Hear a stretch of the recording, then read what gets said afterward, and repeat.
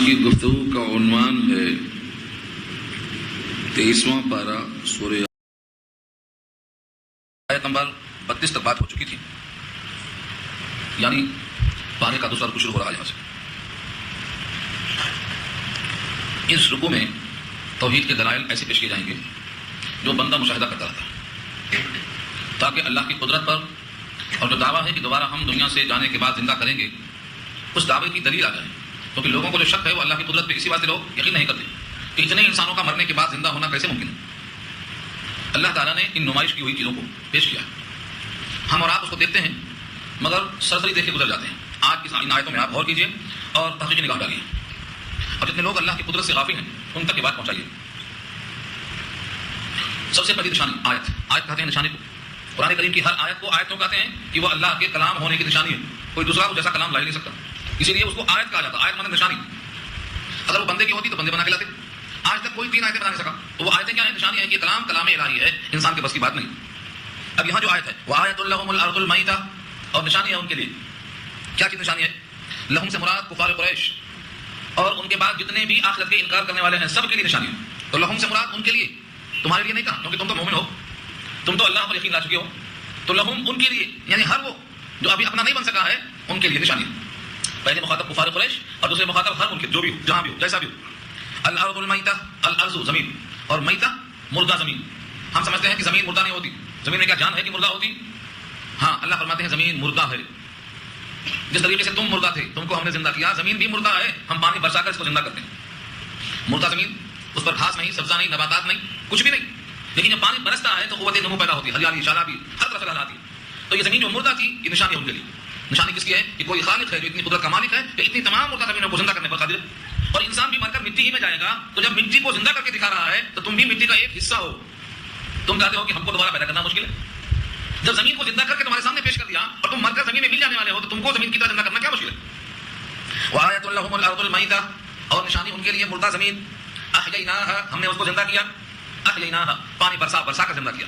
اور جب پانی نہیں برساتے ہیں تو کہتے ہیں بھائی قحط پڑ گیا، پیداوار کم ہو گئی، لوگ غلے کے واسطے پریشان ہو گئے۔ اللہ تعالیٰ وہ بھی دکھاتے ہیں کہ تم یہ نہ کہہ سکو کہ نیچرل ہے ہمیشہ برستے ہی رہتا، نیچرل نہیں ہے، ہمارا حکم ہے تو برستا۔ بادلوں کو نچوڑتے ہیں ہم، بخارات کو اکٹھا کرتے ہیں ہم نے ان کو زندہ کیا ہے پانی برسا کر۔ احییناہا، ہم نے ان کو زندہ کیا۔ واخرجنا منہا، اور نکالا ہم نے اسی زمین سے حبن، دانے۔ حبن کے معنی غلے کی اجناس، جتنے قسم کے غلے ہیں سب حبن کا ترجمہ ہے، چاہے وہ گیہوں کا دانہ ہو، چاول کا دانہ ہو، باجرے کا دانہ ہو، جوار کا ہو، جو بھی دانے جتنے غلے کی قسمیں ہیں وہ سب حبن کا ترجمہ ہے۔ حبن کے معنی دانہ۔ ہم نے تمہارے لیے کیا کیا؟ دانے پیدا کیے۔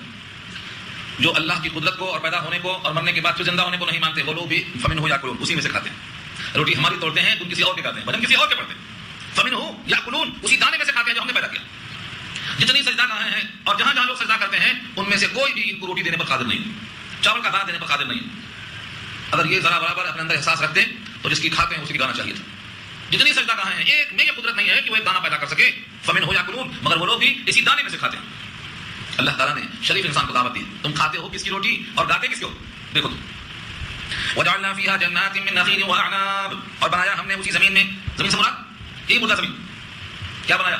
مردہ زمین کو ہم نے زندہ کر کے غلہ نکال کے اس میں اور کیا کیا بنایا؟ وجعلنا فيها، بنایا ہم نے اسی زمین میں جنات، جنت کی جمع ہے، جنت کہتے ہیں باغ کو، اردو میں باغ، عربی میں جنت۔ جنینا چھوٹا باغ، چھوٹا، جنات جمع ہے باغات، من نخیل کھجوروں کے، واعناب انگوروں کے۔ اعناب جمع ہے عنب کی، عنب کے معنی انگور۔ زمین تو ایک ہے، پانی ایک ہے، لیکن ذائقہ کھجوروں کا میٹھا کر دیا، انگوروں کا کھٹ میٹھا کر دیا۔ اب اسی سے تم کبھی بہترین غذا بناتے ہو، کبھی نشہ بناتے ہو۔ سورہ نحل پارہ 14 میں اللہ فرماتے ہیں کہ تم اسی انگور سے کیا بناتے ہو؟ سکر و رزقا حسنا، سکر شکر سے بنا، نشہ تمہاری مرضی ہے، نشہ ابر بنا کر خود ہو جاؤ، مدہوش ہو جاؤ اپنے آپ سے، جو عقل لے کر انتظار کرتا ہے اسے ختم کر لو، تمہاری مرضی، یا پھر اس کا حسن بناؤ۔ تو زمین ایک ہے، پانی ایک ہے، لیکن کھجوروں کے باغات، اس کی مٹھاس دیکھو، انگوروں کے باغات، اس کے ذائقے دیکھو، یہ ذائقوں میں فرق کرنے والا کون ہے؟ وفجرنا فيها من العيون، اور جاری کر دیا ہم نے، فجرنا جاری کر دیا ہم نے، فيها اس زمین میں، من العيون عین کی جمع ہے، چشمے، نہریں کر دیا ہم نے۔ اس زمین میں کتنی خوبی ہے، کتنی خوبی ہے۔ اللہ تعالیٰ نے اس زمین کو ہمارے لیے اسٹاک، پانی کا اسٹاک کرنے کا، نہریں جاری کر دی، پانی بہتا چلا جا رہا ہے اس زمین کے اوپر سے، اور وہ اپنے اوپر ہم کو ترجیح دے رہی ہے، پانی ہم پہ بھیج رہی ہے، منتقل کر رہی ہے۔ اگر پورا پانی چوس لے تو کہاں سے پانی بہے گا؟ حالانکہ زمین چوستی بھی ہے، لیکن رب کریم نے کہا ہے کہ تیری سخاوت ہے کہ تو میرے حکم سے جتنا حاجت ہے اتنا لے لے، باقی جانے دے، مستحقین تک پہنچنے دے۔ اگر پورا پانی جذب کر لیتی تو ہم کیا کرتے؟ یہ قدرت اللہ کی ہے. وفجرنا فیہا من العیون, ہم نے اسی زمین میں چشمے بہا دیے پانی کے. اللہ فرماتے ہیں ہمیں ان کی کوئی حاجت نہیں تھی, مردہ کو زندہ کرنے کی, پانی برسانے کی, کھجور اور انگوروں کے باغ بنانے کی اور دانہ پیدا کرنے کی ہمیں کوئی حاجت نہیں. ہم نے کیوں کیا؟ لیاکلوا, تاکہ کھائیں. وہی لوگ کھائیں جو ہمارے باغی ہیں, ہمارے خلاف چرچے کرتے ہیں, وہی لوگ کھائیں. لیاکلوا من ثمرہ, تاکہ کھائیں وہ لوگ اس کے پھلوں میں سے. لفظ ثمر, ثا میم را, ثمر کے معنی نتیجہ, رزلٹ. پھل بھی درخت کا نتیجہ ہوتا ہے اور اولاد بھی شادی کا نتیجہ ہوتی ہے. تو ثمر, درختوں کے پھل, جتنے بھی درختوں کے پھل ہیں سب یہ کھائیں. ان کو کھلانے کے لیے ہم اہتمام کر رہے ہیں. لیاکلوا من ثمرہ, تاکہ وہ لوگ کھائیں اسی پھل میں سے. وما عملت ایدیہم, ثمرہ پہ لام زبر بنا ہے, نو اسراف ہے, یہاں ٹھہرنا نہیں, ملا کے دیکھو آگے. اگر ملائیں گے تو بات سمجھ میں آئے گی. تاکہ وہ لوگ کھائیں اس کے پھلوں میں سے. وما عملت ایدیہم, حالانکہ نہیں کیا ہے ان کے ہاتھوں نے اس میں کوئی کام. وما عملت, پھل اور غلہ کو اگانے میں ان کے ہاتھوں نے کیا کیا ہے؟ ایدی, ہاتھ. ایدی یدن کی جمع, یدن مانے ہاتھ, اور ہم ان کے ہاتھ. وما عملت, کچھ نہیں کیا اس سلسلے میں, انگور کے درخت میں اور دیگر پھلوں کے پیدا کرنے میں. کسان یہاں بیٹھے ہوئے ہیں, دل پہ ہاتھ رکھ کے ایمانداری سے بولو, اتنا کیا ہے آپ نے کہ زمین نرم کیا ہے, وہ پھل نکل سکے. پانی ڈالا ہے لا کر کے, بیج رکھا ہے, لیکن اس بیج کو نکلنے کی طاقت آپ میں تھی. دنیا کے سارے کسان مل کر ایک بیج کی کوپل نکالنے پر قادر نہیں ہے. رب کریم یہاں چیلنج کرتے ہیں, وما عملت ہو کر نہیں کام کیا ہے ان کے ہاتھوں نے, کھائیں گے, حالانکہ ان کا کیا ہوا نہیں. لوگ کہتے ہیں کر کے کھاؤ, کر کے کھانے والا کون ہے؟ گیہوں آپ نے اگایا نہیں, چاول آپ نے اگایا نہیں, سیب آپ نے اگایا نہیں, کسی بھی پھل میں کسی کسان نے نہیں اگایا. اپنے ہاتھ سے کیا کھائیں گے؟ جو اوپر والے کام آپ کرتے ہیں اس سے کھانا نہیں ملتا. کھانا تو زمین سے نکلے گا اور اس میں آپ کا کوئی دخل نہیں ہے. تو اپنے ہاتھوں کے کسب سے جو کھاتا ہے یہ مجازی نسبت ہے, حقیقت میں اللہ کھلاتے ہیں. جتنے کھانے آج تک کھائے ہیں ایک ایک کا نام لے کے تجزیہ کر کے دیکھ لو بیٹھ کے, کسی بھی کھانے میں آپ کے ہاتھوں کا دخل ہے کیا؟ مگر اللہ نے کھلایا. یہاں اشارہ اسی کی طرف ہے, ان کے ہاتھوں نے کچھ نہیں کیا. اور یہی بات سورہ واقعہ 27 میں آئی ہے. سورہ واقعہ میں کیا کہا اللہ نے؟ انتم انشأتم شجرتها ام نحن المنشئون, ان کے درختوں کو تم اگاتے ہو یا ہم اگاتے ہیں. دنیا کا کوئی کسان دل پہ ہاتھ رکھ کے ایمانداری سے بول کر دیکھ لے, ہم نہیں اگا سکتے. جب اللہ اگاتے ہیں تو پھر اللہ کو سجدہ نہ کر کے اللہ کے غیر کو سجدہ کرنا اشراف کا تقاضا کیسے؟ اسی لیے آگے اللہ فرماتے ہیں افلا یشکرون, کیا وہ لوگ شکر نہیں کریں گے؟ کھائیں گے ہماری اور بھجن گائیں گے دوسروں کے. کب آ کے سمجھ میں آئے گا؟ افلا یشکرون, آپ کے معنی کیا اور فا کے معنی دو. لا یشکرون, شکر نہیں کریں گے. آج تک ایک روٹی کا لقمہ کسی نے نہیں دیا, پھر سے دوسروں کا ہو رہا. لوگ شکر کیوں نہیں کرتے؟ شکر کرنا اشرافت ہے, شکر نہ کرنا شرافت کے خلاف ہے. حدیث میں آتا ہے من لم یشکر الناس لم یشکر اللہ, جو شکریہ بندوں کا نہیں کر سکتا وہ اللہ کا کیا کرے گا؟ کیونکہ اللہ کی نعمتیں انگنت ہیں اور بندے کی گن سکتے. ایک بار تعاون کیا تھا, ایک بار کپڑا دیا تھا, ایک بار کھانا دیا تھا. بچوں کا بندوں کا تعاون گن سکتے آپ, اور جب بندوں کا تعاون گن سکتے اس کا شکریہ ادا نہیں کر سکتے تو اللہ کا احسان, اللہ کی طرف سے نعمتیں بندہ گننے پر بھی قادر نہیں. وَإِن تَعُدُّوا نِعْمَتَ اللَّهِ لَا تُحْصُوهَا, گننا چاہو تو گن نہیں سکتے. تو اس کا شکریہ ادا کیسے ہو سکتا ہے جس کا انگنت احسان ہے؟ تو ہیں اللہ فرماتے ہیں کھاؤ, کھانے میں کوئی حرج نہیں, ہم نے پیدا ہی کیا تمہارے کھانے کے لیے, لیکن کسی اور کے گیت مت گاؤ. حمد اللہ کی, اسی بات سے کہا الحمدللہ, شکر اللہ کا, حقدار شکر کا اللہ. یہ ہوا ایک تفسیر کے مطابق لفظ جو آیا ہے وما عملت ایدیہم, یہ تفسیر ہم نے کیا ہے ایک تفسیر, جب ہم نے ماں کو نیگیٹو مانا ہے, ماں کو نافیہ مانا ہے. ایک تفسیر کی اور بھی آتی ہے شارح نظیر, وما عملت ایدیہم, وما عملت ایدیہم, جب ماں کو نافیہ نہیں مانیں گے بلکہ ماں کو موصولہ مانیں گے, الذی کے معنی میں لیں گے. اور ترجمہ کیا ہوگا؟ اور جو بنایا ہے ان کے ہاتھوں نے, اور جو بنایا ہے ان کے ہاتھوں نے. یعنی ہم نے تو جام پیدا کر دیا, اب اس نے جام کو کاٹ کے کالی مرچی نمک ملا کے جیلی بنا دیا. اب یہ مزہ آ رہا ہے تو یہ کون بنایا؟ تو ہم نے مفرد دیا, جام دے دیا, آم دے دیا. انہیں آم میں شہد ملا کے, شکر ملا کے, دودھ ملا کے ملائی بنا کے کھا, کیونکہ بندہ مرکب کھانے کا عادی ہے. جتنے دنیا میں حیوانات ہیں سب سنگل کھاتے, بکری پتہ کھاتی, کافی ہے اس کے لیے. شیر گوشت کھاتا بغیر نمک چٹنی کا, اس کے بعد وہ کافی ہے. لیکن یہ حضرت انسان کو مرکب چاہیے اور ایک میز پہ 17 آئٹم چاہیے. ان کو 2 آئٹم سے پیٹ نہیں بنتا. تو ترجمہ کب ہوگا؟ جب اللہ سے ترجمہ کیا جائے. وما عملت ایدیہم, بمانا الذی عملت ایدیہم, جو ان کے ہاتھوں نے بنایا اس کا بھی مزہ لے رہے ہیں. ذرا ملا کے کھاؤ. ہاں, یہ کدو کی کھیر ہے اور یہ قربانی کا میٹھا ہے, ذرا ملاؤ, ملا کے کھاؤ. کیا مزہ آ رہا ہے؟ یہ ملا کے کھانے کا جو مزہ ہے یہ صرف انسان کی خاصیت ہے. اللہ فرماتے ہیں اتنے مزے کے کھانے کھاتے ہو, حالانکہ زبان کو ذائقہ ہم نے دیا ہے, وہ بھی گوشت کی بوٹی ہے. جس طرح ہم نے جسم کے دوسرے حصوں کو بنایا ہے, ایسے اگر زبان کے ذائقے کو ہم چھین لیں تو ذائقہ سے محروم ہو جاؤ گے. اور بعض لوگ ایسے ہیں بیماری میں کبھی ایسا ہوتا ہے کہ ذائقہ چھین لیتے ہیں. ہمارے ایک دوست کے بیٹے کا ایسا حال ہوا, وہ کہتے ہیں سب ٹھیک ہو گیا لیکن ذائقہ بھی ٹھیک نہیں ہوا, میٹھا ہے کہ کھٹا ہے کہ نمک ہے, پتہ نہیں چلا ان کو. ایک زبان پوری سر نہیں کیا, زبان کی ایک صفت ہے ذائقہ بتانا, اس سے محروم کیا تو طرف ہے مچھلی کی طرف. جسم کے کتنے حصے ہیں, ہر حصے کے کتنے خواص ہیں اور کتنے صفات ہیں, مگر بندے کو کہاں خبر ہے, کیونکہ ابھی تو زبان چرخائی لے رہی ہے. جب زبان ترسے گی بولنے کو, لوگ کہیں گے کلمہ پڑھ لو لا الہ الا اللہ, اور نکلنے کی طاقت نہیں ہوگی, جب سمجھ میں آئے گی. اب تو طاقت دیا اللہ, اس لیے جتنا ہو سکے شاکر بننے کی صحیح کرو, یہ پیغام دیا اللہ نے. افلا یشکرون تک سبحان الذي خلق الازواج كلها مما تنبت الارض ومن انفسهم ومما لا يعلمون. سبحان, پاک ہے وہ ذات. سبحان کے معنی وہ ذات پاک ہے. کسی عیب کو اس کی طرف منسوب نہیں کر سکتے, کوئی خامی کوتاہی ادھر منسوب نہیں کر سکتے, تمام خوبیوں کا مالک ہے, تمام عیوب سے پاک اور منزہ ہے. یہ ترجمہ کس کا ہے؟ سبحان کا. سبحان اللہ یہ مطلب ہے. سبحان اللہ مطلب اللہ کی ذات ہر عیب سے پاک. یہاں اللہ نے سبحان کا شروع کیا کیونکہ جو اگلی بات آ رہی ہے وہ لوگوں نے ملاوٹ کی ہے. لوگوں نے کیا ملاوٹ کی ہے؟ اللہ کو بیوی ہے, اللہ کو بیٹیاں ہیں, اللہ کی اولاد ہے, اللہ کے بیٹے ہیں. یہ عیب ہے. پہلے اللہ فرماتے ہیں دماغ صاف کر لو, اللہ کی ذات پاک اور بے عیب ہے, کوئی عیب کی طرف منسوب کرتا ہے تو وہ غلط. سبحان الذی خلق الازواج کلھا, پاک ہے وہ ذات جس نے پیدا کیا تمام جوڑے. ازواج زوج کی جمع ہے, جوڑے, اور کلھا سب کے سب. زمین کا جوڑا آسمان لگایا ہے, کوئی دمدار جوڑا لگا دیا, رات کا دن سے لگا دیا, عورت کا مرد سے لگا دیا. دنیا کی ہر مخلوق میں یہاں تک کہ جو زمین سے سبزہ نکلتا ہے, سبزے میں بھی مذکر مؤنث نر مادہ رکھا ہے اللہ نے. سائنس والے تو آج تحقیق کر رہے ہیں بیچارے, آج پہنچے, اور یہ قرآن کریم کی آیت 1431 سال پہلے آ چکی ہے کہ زمین سے اگنے والے گھاس میں جوڑے میں رکھا اللہ نے. سبحان الذی خلق الازواج کلھا, لفظ کلھا بتاتا ہے کہ جوڑوں سے کوئی پاک نہیں سوائے اللہ کی. اور یہی بات آئی ہے سورہ فجر میں, والشفع والوتر کہا فرمایا اللہ, شفع جوڑے اور والوتر جوڑے سے پاک. تو اللہ کا جوڑا بنانا یہ شرک اللہ کو پسند نہیں. ہر چیز کے جوڑے ہیں, اللہ جوڑے سے پاک, اس کا کوئی جوڑا نہیں, اس کی بیوی نہیں, اس کے بیٹے نہیں, اس کی کوئی اولاد نہیں. اس کے واسطے جتنے بھی لوگ تلاش کرتے ہیں محبت میں غلو میں, حضرت عیسیٰ کو بیٹا کہا دیا, عزیر کو بیٹا کہا دیا, فرشتوں کو بیٹیاں کہا دیا, جناتوں کے سرداریوں کو بیویاں کہا دیا, یہ محبت میں پہنچا دیا. اللہ فرماتے ہیں سبحان, اس سے پاک ہے وہ. جوڑا ہونا عیب ہے. کیوں عیب ہے؟ شوہر بیوی کا محتاج, بیوی شوہر کی محتاج. جوڑا ہونے کا مطلب تو ہے محتاجی, ہاں محتاج ہے. شوہر کے بغیر بیوی روتی ہے اور بیوی کے بغیر شوہر بھی روتا ہے. ہر نر مادہ میں اللہ نے یہ رحمت پیدا کی ہے, وہ روتے ہیں دوسرے کے لیے. اور میں رحمت ہی, یہ رحمت میں سے ہے اللہ کی کہ نگاہ کی برکت سے دونوں میں محبت پیدا کر دی. یہاں تک کہ جب حاجت نہیں, بڑھاپا آ گیا تو محبت پیدا کر دی. ہاتھ ہلتے ہیں, ہونٹ کپاتے ہیں, دانت گر چکے ہیں, مگر پوری کا خیال پورا کرتا. کیوں؟ اسی محبت کی وجہ سے. تو میں یہ عرض کرنا چاہتا ہوں کہ ہر جوڑا اپنے جوڑے کا محتاج ہوتا ہے. اگر اللہ کا جوڑا مانیں گے تو اللہ کا محتاج ہونا لازم ہے, اور محتاج جو ہوتا ہے وہ خدا نہیں ہو سکتا. اس لیے اللہ کا محتاج ہونا صحیح نہیں. نعوذ باللہ کہ اللہ, یعنی تم سب جوڑے والے ہو, تم سب محتاج ہو, اللہ کا کوئی جوڑا نہیں ہے, لہذا اللہ محتاج نہیں ہے. یہ سب کرنا مقصد. سبحان الذی خلق الازواج کلھا, کلھا میں تین چیزیں پیش کی اللہ نے. مما تنبت الارض, ان تمام چیزوں میں سے جو زمین اگاتی ہے. ایک جملے پوری بات آ گئی, مما تنبت الارض, ارض زمین, تنبت اگاتی ہے, مما ان میں سے, یہ زمین جو جو اگاتی ہے ان تمام میں جوڑے تلاش کر لو. اب جوڑے کی تلاش پر کئی حدیثیں ہیں, کئی واقعات ہیں. واقعات میں جانے کا دل نہیں چاہتا کیونکہ آیتوں کی لذت میں جو کیفیت ہے وہ اور جگہ نہیں ملتی. آیتوں میں بڑی مزے.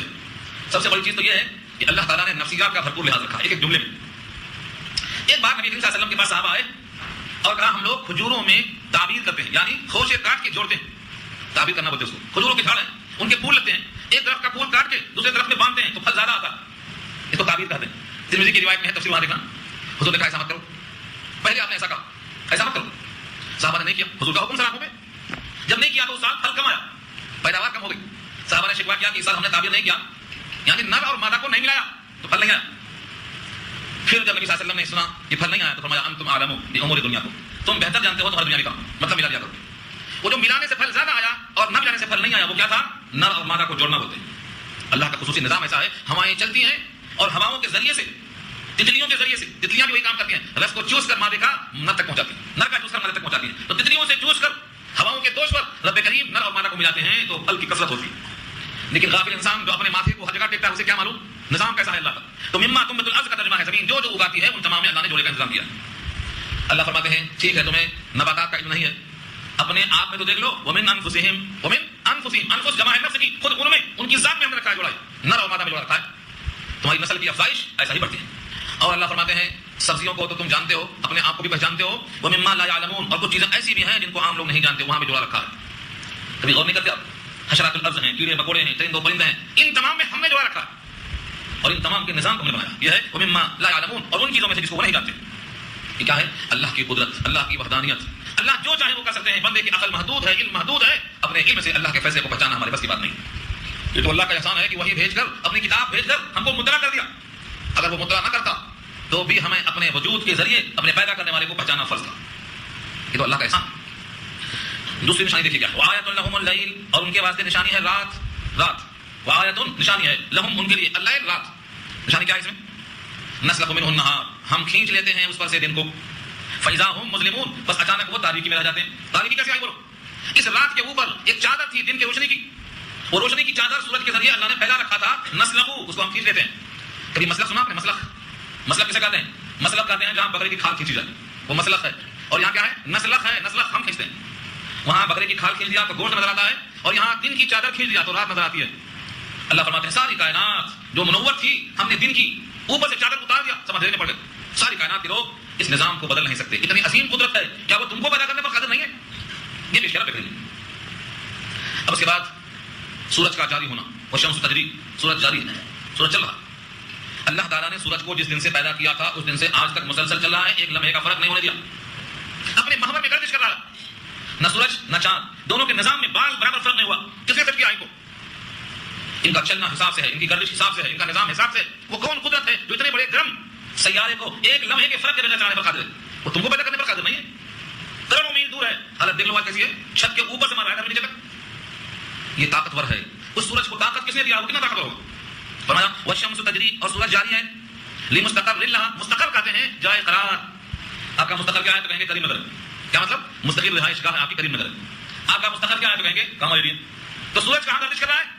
والشمس تجری لمستقر للہ, اپنے مستقر میں, اپنے محور میں گردش کر رہا. اللہ نے اس کا نظام بنا دیا, گردش کر رہا ہے. اب سورج چلتا ہے یا زمین چلتی ہے, سائنسداں کچھ بھی بولتے رہیں, آج نہیں کل مان لیں گے. سائنسداں تو روز ایک سے ایک بولتے ہیں, ایک بولتا ہے زمین گول تھی, ایک بولتا ہے زمین چپٹی تھی, ایک بولتا ہے زمین ترتری تھی. یہ سب خود لڑتے مرتے رہیں گے آخر تک. قرآن کا اسلوب ہے سورج چل رہا ہے تو چل رہا ہے, زمین چلتی ہے یا رکی ہے اسی آواز سے.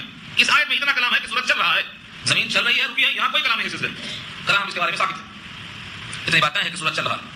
اور قرآن کریم عام انسانوں کی نگاہوں سے بات کرتا ہے, اور عام انسان کا ہے جنگل کا ہوتا ہے, شہر کا ہو, آنکھوں سے دیکھے گا سورج چل رہا ہے بولے گا.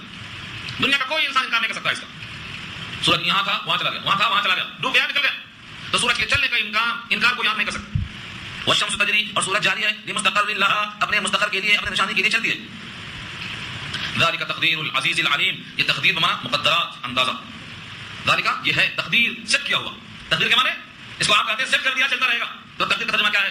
اندازہ کیا ہوا, سیٹ کیا ہوا. العزیز جو غالب ہے, اس لیے آج تک اس کے ایک لمحے میں فرق نہیں آیا. جب سے پیدا ہوا آئرن گریسنگ کچھ بھی نہیں, کوئی بولٹ گزا نہیں, چلتا جا رہا. یہ عزیز غلبہ, اس کی بنائی ہوئی اس چیز میں کوئی دخل دینے والا پیدا نہیں ہو سکتا. العلیم, اس کا علم ہے, جانتا ہے وہ کہ اس کو کب تک چلنا ہے اور کب چلانا ہے اور کب اس کو روکنا ہے, چلتا رہے گا. اللہ تعالیٰ نے سورج کے بارے میں یہ بتایا ہم کو کہ سورج کا چلنا چلانا, اس کے محور میں اس کا گردش کرنا, یہ اس کے چلانے والے کا بتا دیتا ہے کہ وہ کتنا پاورفل ہوگا, کتنا طاقتور ہوگا. یہ ظاہر کرنا. سورج کے بارے میں بخاری میں ایک روایت تفصیل سے آئی, بہت تفصیل سے آئی. وہ یہ ہے کہ سورج اب چلتا ہے اپنے محور میں, حسب معمول, حسب عادت, حسب معمول. صحابہ نے پوچھا یہ جاتا کہاں ہے؟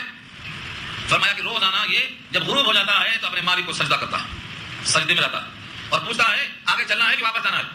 اللہ کا حکم ہوتا ہے آگے جانا ہے تو چلتا رہتا. اور جس دن خداوند قدوس کو سجدے میں یہ فیصلہ معلوم ہو جائے کہ اب سورج کو چلانا نہیں ہے, واپس بھیجنا ہے, تو اللہ کہیں گے واپس چلا جا. تو سورج بجائے مشرق سے نکلنے کے مغرب سے نکلے گا. اس دن توبہ کا دروازہ بند, ختم. علامات قیامت میں سے ایک علامت یہ بھی ہے. تو روزانہ سورج تحت العرش سجدہ کرتا ہے, اور ہر ایک کا سجدہ اس کے حسب حال ہے. جانور سجدہ کرتا ہے اس کے حال پہ, اور آپ کا درخت سجدہ کرتا ہے اس کے حال پہ. درختوں کی شاخیں سجدہ کرتی ہیں ان کے حال سے. تو سورج سجدہ کرتا ہے تحت العرش, اور روزانہ کوئی ناغہ نہیں ہے اس کا سجدہ کرنے میں. لیکن سورج کو نکلنے کے بعد ہم اٹھتے ہیں, ہمارا سجدہ ناغہ ہو جاتا ہے. اس کو ہم بے شعور کہتے ہیں. ہمارا وہ خادم ہے, ہم اس کے مخدوم ہیں, ہم خلیفہ ہیں, وہ ہمارے لیے پیدا کیا گیا ہے. اس کا ناغہ سجدہ کرنے میں کبھی نہیں ہوتا. آج فیصلہ کرو کہ تمہارا سجدہ بھی کبھی ناغہ نہیں ہوگا. سجدہ کرتا ہے. علامات قیامت لکھا, دوبارہ پھر سورج پلٹ جائے گا. اور شاید یہ وہی بات تھی جو نمرود ابراہیم کا مکالمہ درج کیا ہے تیسرے بارے میں. نمرود نے کہا کہ تمہارا اللہ کون ہے؟ کہا ہمارا دلاتا ہے. کہا میں بھی کرتا ہوں. تو اچھا میرا سورج نکالتا ہے مشرق, مغرب سے نکالتے. اب پکا ہو گیا, کیونکہ جس دن سورج نکلے گا مغرب سے وہ آخری دن ہوگا, ختم ہوگا. تو کوئی دنیا کا بڑا بڑا باتیں کرنے والا, لمبی لمبی ہانکنے والا یہاں چالو کھانا ہو جاتا. نمرود بھی نمرود ہو گیا, بات ختم. تو سورج جیسی عظیم مخلوق اللہ کے حکم کے اشارے پر چلتی ہے, اور جس دن حکم ہوگا لوٹ جائے گا. والقمر قدرناہ منازل, اور چاند کے بنایا ہم نے اس کی منزلیں. والقمر, اور چاند قدرناہ, اندازہ کیا ہم نے اس کے لیے. منازل, منزل کی جمع ہے. منزل کے معنی گھروں پر لوگ لکھتے ہیں منزل. منزل کا ترجمہ معلوم بتایا تھا آپ کو اس سے پہلے. منزل کے معنی جہاں پر مہمان کو اتار کے رکھا جائے. نزیل کہتے ہیں مہمان کو, اور نزل مہمانی کے دسترخوان کو, اور منزل جس گھر میں دسترخوان چنا جائے. یہ چاند کے لیے اللہ نے منازل کہا. 28 منزلیں ہوتی ہیں اس کی. جس طرح سورج کے واسطے 365 منزلیں ہوتی ہیں, ایسے چاند کی 28 منزلیں ہوتی ہیں. یہ 28 منزلیں تب جا کے منازل کہا اللہ نے اس کو, اور سب انتظام اللہ کا. یہ ہر روز بدلتا ہے. ایک وہ بتایا جو بدلتا نہیں, ایک یہ بتایا جو روز بدلتا ہے. یومن فیومن, روز گھٹتا بڑھتا. اللہ کی شان دیکھو. میں دونوں پر قادر ہوں بتانے کے لیے کہا. چاند کی 28 منزلوں کو دیکھو, کبھی کسی وقت بھی روز چینج ہو رہا. سورج دیکھو کبھی چینج نہیں ہو رہا ہے. ہم اس پر قادر ہیں کہ جو چاہے فیصلہ کر لیں. بچپن میں کتاب پڑھے تھے, آپ بھی پڑھے ہوں گے کہ چاند نے اپنے اماں سے کہا کہ ہمارا کپڑا سلا دو. کہا بیٹے تیرا کپڑا سلائیں تو تیرا ناپی تو نہیں ہے, روز تو بدلتا رہتا چولی. یہاں تک کہ کبھی نکلتا ہے پتلی سی کمان کی طرح. کل ارجون القدیم کا, کھجور کے درختوں کی جو ٹہنی ہوتی ہے پتلی کہانی, ایسا تو نکلتا ہے. پھر روز آنا تھوڑا تھوڑا موٹا ہوتا ہے. شباب آتا ہے, پھر زوال شروع ہوتا ہے, تیرا کپڑا کھوائیں. اللہ کی طاقت اور قدرت ہے کہ ایک کو بنایا جو ناقابل تبدیل ہے، ایک کو بنایا جو روز چینج ہو رہا ہے، روز چینج ہو رہا ہے. یہ اللہ کی قدرت ہے. اللہ فرماتے ہیں ہم نے منزلیں بنائی چاند مقرر کر دی، حتی عاد، یہاں تک کہ وہ لوٹا. کل عرجون، کل میں جو کاف ہے وہ تشبیہ کے لیے جیسے، اور عرجون کے معنی آتے ہیں ٹہنی کے، کھجور کی پرانی ٹہنی کا. پرانی کا ترجمہ ہے قدیم کا، قدیم گھر ہے یہ، قدیم مسجد ہے، قدیم محلہ ہے، تو قدیم کا مطلب پرانی. تو ارجون پرانی ٹہنی کی طرح ہو جاتا ہے، سوکھ کر پتلی گاڑی ہو جاتی ہے. وہ بھی کھجور کی شاخ، اس کی شاخ کو آپ سکھا دیجیے تو بالکل باریک پتلی ہوتی ہے. یہ تشبیہ ہے چاند نکلتا ہے پہلے دن، تشبیہ دیا اللہ فرماتے ہیں سورج اور چاند دونوں کو ہم چلاتے ہیں، دونوں کی منزل ہمارے قبضے میں ہے، لیکن مجال ہے کہ سورج چاند سے آگے بڑھ جائے یا چاند سورج سے آگے بڑھ جائے، ایک دوسرے میں کبھی بغاوت ہو جائے. چاند بولے ہم کب تک تمہارے پیچھے پیچھے رہیں گے، آج ہم آگے نکلیں گے، کبھی بغاوت کی مجال نہیں. آگے فرمایا لشمس ینبغی لہا، مناسب نہیں ہے سورج کو، لشمس ینبغی مناسب لہا اس کے لیے، لشمس ینبغی لہا سورج کی مجال نہیں ہے، اس کے واسطے مناسب نہیں ہے ان تدرک القمر کہ پکڑ لے چاند کو، مجال نہیں. کبھی آپ نے سنا ہوگا چاند بے نور ہو رہا ہے، خسوف قمر، روشنی چلی گئی. روشنی کیوں جاتی ہے؟ یہ اللہ کا انتظام ہے کہ چاند اور سورج کی محاذات جتنی قریب ہوتی ہے بدر کامل بنتا ہے، اور جب اس سے شعاعیں نہیں ملتی ہیں تو اللہ تعالیٰ اس کے نور کو چھین لیتا ہے. یہ دکھانے پر اللہ تعالیٰ کا اشارہ فرماتے ہیں ہم جب چاہیں اس کو بے نور کر دیں، ہمارے قبضے میں ہے، لیکن سورج کی مجال نہیں ہے کہ وہ چاند سے آگے چلا جائے ایک دم نہیں ہستا. لشمس ینبغی لہا، نہیں مناسب ہے آفتاب کو، ان تدرک کہ پکڑ لے القمر چاند کو، ولا اللیل سابق النہار، اور نہ رات کی مجال ہے کہ سبقت کر جائے دن پر رات چڑھ جائے، دن کو میں نکلنے نہیں دیتی، ہمت نہیں. یہ بے جان چیزیں ہیں، نہ رات دن پر سبقت کر سکتی ہے اور نہ سورج چاند پر سبقت کر سکتا ہے. ہر ایک کو ہم نے کیا کیا ہے، اپنے حکم کا پابند کر دیا ہے. وکل فی فلک یسبحون، اور ہر ایک اپنے اپنے محور میں تسبیح کر رہا ہے. تسبیح کا مطلب کیا ہے؟ یسبحون، تیر رہا ہے، تیرنا ان کی تسبیح ہے. کل فی فلک یسبحون، ہر ایک اپنے دائرے میں اپنے محور میں. یسبحون سباحہ کے معنی تیرنے کے آتے ہیں، تیر رہے ہیں. تیرنا کیوں کہا؟ کھوٹی لگی ہے ان کو باندھ دینے کی، یا اس میں کوئی چمک نہیں ہے، کوئی پکڑ نہیں ہے، یہ بالکل آزاد ہے. لیکن اللہ نے ان کے لیے ایک حدود مقرر کر دیا ہے جس کا نام محور ہے. یہ اپنے اپنے محور میں گردش کر رہے ہیں، یعنی اپنے پاؤں کو آگے نہیں پھیلاتے. ہمارے محاورے میں کیا ہے بھائی، پاؤں نکالنا شروع کر دیا، مطلب کیا ہے اپنے حد سے آگے بڑھنا. ان میں اللہ نے یہ قدرت رکھی ہے، اپنی طاقت کا مظاہرہ کرتے ہیں لیکن اپنے حدود سے آگے بڑھتے ہیں. اے انسان تو بھی اپنے حدود میں رہ کر اپنے مالک کا وفادار بن کر، یہ مطلب ہے. وآیۃ لہم انا حملنا ذریتہم فی الفلک المشحون، اور نشانی ان کے لیے یہ ہے، انا بے شک ہم نے، حملنا لادا ہم نے ان کو، کہاں؟ حملنا ذریتہم ان کی ذریت کو، ان کی ذریت کو، اولاد کو کہاں لادا؟ بھری ہوئی کشتی میں. فی الفلک المشحون، فلک کے معنی کشتی اور مشحون کے معنی بھری ہوئی کشتی میں ہم نے ان کی اولاد کو لادا. اس سے مراد اگر عام کشتی ہے تو آپ دیکھ لو سمندر میں پانی ہے، پانی پتلا ہے، کنکر بھیگو ڈوب جاتا، کنکر بھی ڈوب جاتا، لیکن اس کے اوپر کشتی ہے، کشتی کا وزن پھر اس کے اوپر لگے ہیں ہزاروں ٹن، ان تمام کو لے کر رکی ہوئی نہیں ہے، ڈوبتی نہیں ہے، چلتی ہے. یہ چلانا ہمارا اس کشتی کو، ان کی اولاد کو لے کے چلنا، تو ان کے واسطے نشانی ہے کہ رب نے ہمارے لیے سیال پانی پر کشتی کو چلا کر قدرت کا مظاہرہ کر دیا، اور ہم ہیں کہ اس کا حکم ماننے کو تیار نہیں، اس کے بلانے پر حاضر ہونے کو تیار نہیں. یہ ہے جب عام کشتی ہو، عام کشتی. اور اگر اس سے مراد ہو طوفان نوح کی کشتی تو کیا حرج ہے کہ ساری دنیا پانی میں غرق ہے اور جن کو ہم نے چاہا کشتی کے اندر رکھ لیا، ساری کائنات غرق ہو گئی، کشتی والوں کو ہم نے بچا لیا. ہم ایسا آج بھی کرتے ہیں کہ جس کی کشتی جو ہے چاہتے ہیں بچاتے ہیں، اور چاہتے ہیں تو کشتی ڈباتے بھی ہیں. اب تو جہاز بھی ڈوبنے لگے، اور جہاز کو ڈبانے کے وقت میں کوئی پشانے حال نہیں، کوئی مدد کو پہنچنے والا نہیں. آگے جملہ وہی آ رہا ہے، وَخَلَقْنَا لَهُم مِّن مِّثْلِهِ مَا يَرْكَبُونَ، اور بنایا ہم نے ان کے لیے مِّن مِّثْلِهِ اسی کے مثل، کشتی کے مثل، اس کا مطلب پانی کا جہاز، کشتی کے مثل بنایا ہم نے. کیا بنایا اس کے مثل میں؟ ما یرکبون، جس پر لوگ سواریاں سوار کرتے ہیں. اس سے مراد کشتی ہو، اسٹیمر ہو، پانی کا جہاز ہو، جتنی آئندہ چیزیں پیدا ہوں گی سب اسی میں داخل. ما یرکبون، جس پر لوگ سوار ہوتے ہیں، اسی کشتی کے مثل ہم ان کو چلاتے ہیں. تو یہ مت سمجھو کہ اب تم کشتی پر چلانے لگے، چلنے لگے تو ہماری ضرورت نہیں. ہماری خود کہا لگی ہے وَإِن نَشَأْ نُغْرِقْهُمْ، اور اگر ہم چاہیں تو ڈبا دیں، غرق کر دیں. غرق کہتے ہیں جب جسم کا پورا حصہ پانی میں ڈوب جائے تو غرق بولتے ہیں. آدھا نکلا ہوا تو غرق نہیں ہے، بال بھی ڈوب گیا تو غرق ہوا. وَإِن نَشَأْ، اور اگر ہم چاہیں نُغْرِقْهُمْ تو ان کو غرق کر دیں. فَلَا صَرِيخَ لَهُمْ، تو نہ ہو ان کے لیے کوئی چیخ و پکار، وَلَا هُمْ يُنقِذُونَ، اور نہ ان کے واسطے کوئی خلاصی کے راستے. صریخ کہتے ہیں اس آواز کو جب کوئی مرتا ہے تو چلاتا ہے، بچا لو بچا لو، یہ صریخ ہے. چاہے پانی میں ڈوبتے وقت چلائے، یا آگ میں جلتے ہوئے چلائے، یا بلڈنگ گر گئی تباہ ہوا چلائے، مرنے والا جب چلاتا ہے بچاؤ تو صریخ کہتے ہیں اس کو. اللہ فرماتے ہیں اگر ہم کشتی کو ڈبا دیں فلا صریخ لہم، تو ان کے لیے کوئی فریاد سننے والا نہیں. ولا هم ينقذون، اور نہ کوئی ان کو چھڑانے والا. ينقذون کے معنی آتے ہیں اس مصیبت سے رہا کرنے والا، کوئی نہیں. الا رحمتا منا، سوائے رحمت کے ہماری ہی رحمت جوش میں آ جائے. یہ ہمارا ہی تو بندہ ہے، اگرچہ وفادار نہیں ہے، غدار ہے، لیکن بندہ ہمارا ہے. اس طرح ہمارے اوپر ہمارے پکارنے والے کو ہم سن کر کے ہماری رحمت جوش میں آ جائے، یہ ہو سکتا ہے. کیونکہ 100 سال کا باغی بھی اگر اللہ کو محبت سے پکار لے تو اللہ پھر سن لیتے ہیں. الا رحمتا منا، مگر ہماری ہی مہربانی. ومتاعا الی حین، اور ایک وقت مقررہ تک فائدہ پہنچانا. متاع کہتے ہیں فائدہ پہنچانا، اور الی حین کے معنی ایک وقت مقرر، یعنی بچانے کی دو وجہ. بچانے کی ایک وجہ تو یہ ہے ہماری مہربانی، اور ایک وجہ یہ ہو سکتی ہے کہ ابھی اس کے جینے کا وقت ہم نے جو لکھا تھا وہ باقی ہے، جی لینے دو، لکھے ہوئے وقت تک حیات گزار لینے دو. یہ ہے متاعا الی حین، ایک وقت مقررہ تک جو فائدہ کھانا تھا. اب یہاں سے بندوں کی صفات، بندوں کی کجروی، بندوں کا ٹیڑھا پن، بندوں کے اخلاق میں خرابی کیسی کیسی دکھائیں. وَإِذَا قِيلَ لَهُمُ اتَّقُوا مَا بَيْنَ أَيْدِيكُمْ وَمَا خَلْفَكُمْ لَعَلَّكُمْ تُرْحَمُونَ, اور جب ان سے کہا جاتا ہے اتقوا ڈرو, ما بین ایدیکم جو تمہارے سامنے ہے, وما خلفکم جو تمہارے پیچھے ہے, لعلکم ترحمون تاکہ تم پر رحمت کی جائے. یعنی جو عذاب تمہارے سامنے ہے, جو عذاب تمہارے پیچھے ہے, اس عذاب سے بچو خدا کا حکم نہ توڑ کے, تاکہ تم پر رحمت کی جائے. تو یہ بندے ان نشانیوں کا مذاق اڑاتے ہیں, جیسے وما تاتیہم من آیات ربہم الا کانوا عنہا معرضین, اور نہیں آتی ہے ان کے پاس کوئی نشانی ان کے رب کی طرف سے مگر وہ لوگ اس سے اعراض کرتے ہیں. تو یہاں بھی وہی کرتے ہیں. یعنی خرابی یہ ہو گئی ہے کہ ہر چیز کو غیر سنجیدہ ہو کر سوچتے ہیں, غیر سنجیدہ ہو کر مذاق میں ہنسی میں اڑا دیتے ہیں, اور جب بھی کوئی نشانی آئی تو اس کی پرواہ نہیں کرتے بلکہ اس سے اعراض کرتے ہیں, اور اس کو بجائے سنجیدگی سے سوچنے کے اور فکر کرنے کے مذاق نکال دیتے ہیں. وَإِذَا قِيلَ لَهُمْ, اور جب ان سے کہا جاتا ہے خرچہ کرو, انفقوا, خرچہ کرو, کہاں خرچہ کرنا ہے. یہ بندے خرچے کے نام پر کس طرح سوچتے ہیں. وَإِذَا قِيلَ لَهُمْ انفقوا, اور جب ان سے کہا جاتا ہے خرچہ کرو, مما, اس میں سے جو رزقکم اللہ, تم کو رزق دیا ہے اللہ نے, اس میں سے خرچہ کرو. تم جب ماں کے پیٹ سے پیدا ہوئے تھے تو تمہاری مٹھیاں بند تھیں, منہ میں دانت نہیں تھی, پیٹ میں آنکھ کمزور تھی, مسوڑے بنائے, دانت بنائے, مٹھیوں میں ہاتھ میں پیسہ دینے کے قابل بنائے. ہم کہتے ہیں ہم نے جو دیا ہے اس میں سے کچھ خرچ کرو. تم لے کر پیدا نہیں ہوئے تھے ماں کے پیٹ سے, اتفاق سے ہر بچہ مٹھی بن کے پیدا ہوتا, مٹھی میں کچھ نہیں, صرف مقدر لے کے آتا. جتنی روٹی جتنی بوٹی لکھا کے آیا ہے کم نہیں ہوتی, ایک روٹی اور ایک بوٹی کم نہیں ہوتی, بلا وجہ پریشان رہتا, اس میں اضافہ بھی نہیں ہوتا. اضافہ کما بھی لیا تو اللہ پرہیز لگا دیتے, یا 50 سال کے بجائے 25 سال میں مار دیتے, مرضی اللہ کی, ان کا حکم. رزق میں کمی ذاتی نہیں ہوتی, لکھ دیا اللہ, ماں کے پیٹ میں لکھ دیا. اب جو ہم نے دیا ہے تم تو کھا رہے ہو, پی رہے ہو, پہن رہے ہو, تمہارے دائیں بائیں طرح دیکھ لو, تمہارے رشتہ داروں کو دیکھ لو, غریبوں کو دیکھ لو, وہ بھی تمہارے کچھ نہیں ہوں گے, لیکن تم اور وہ انسان ہونے میں بھائی بھائی ہو, آدم کی اولاد دونوں ہو, دونوں کا درد ایک ہے, دونوں کی بھوک ایک ہے, دونوں کی خواہش ایک ہے, دونوں کی طرف ایک ہے. تم کو دیا, اس کو نہیں دیا.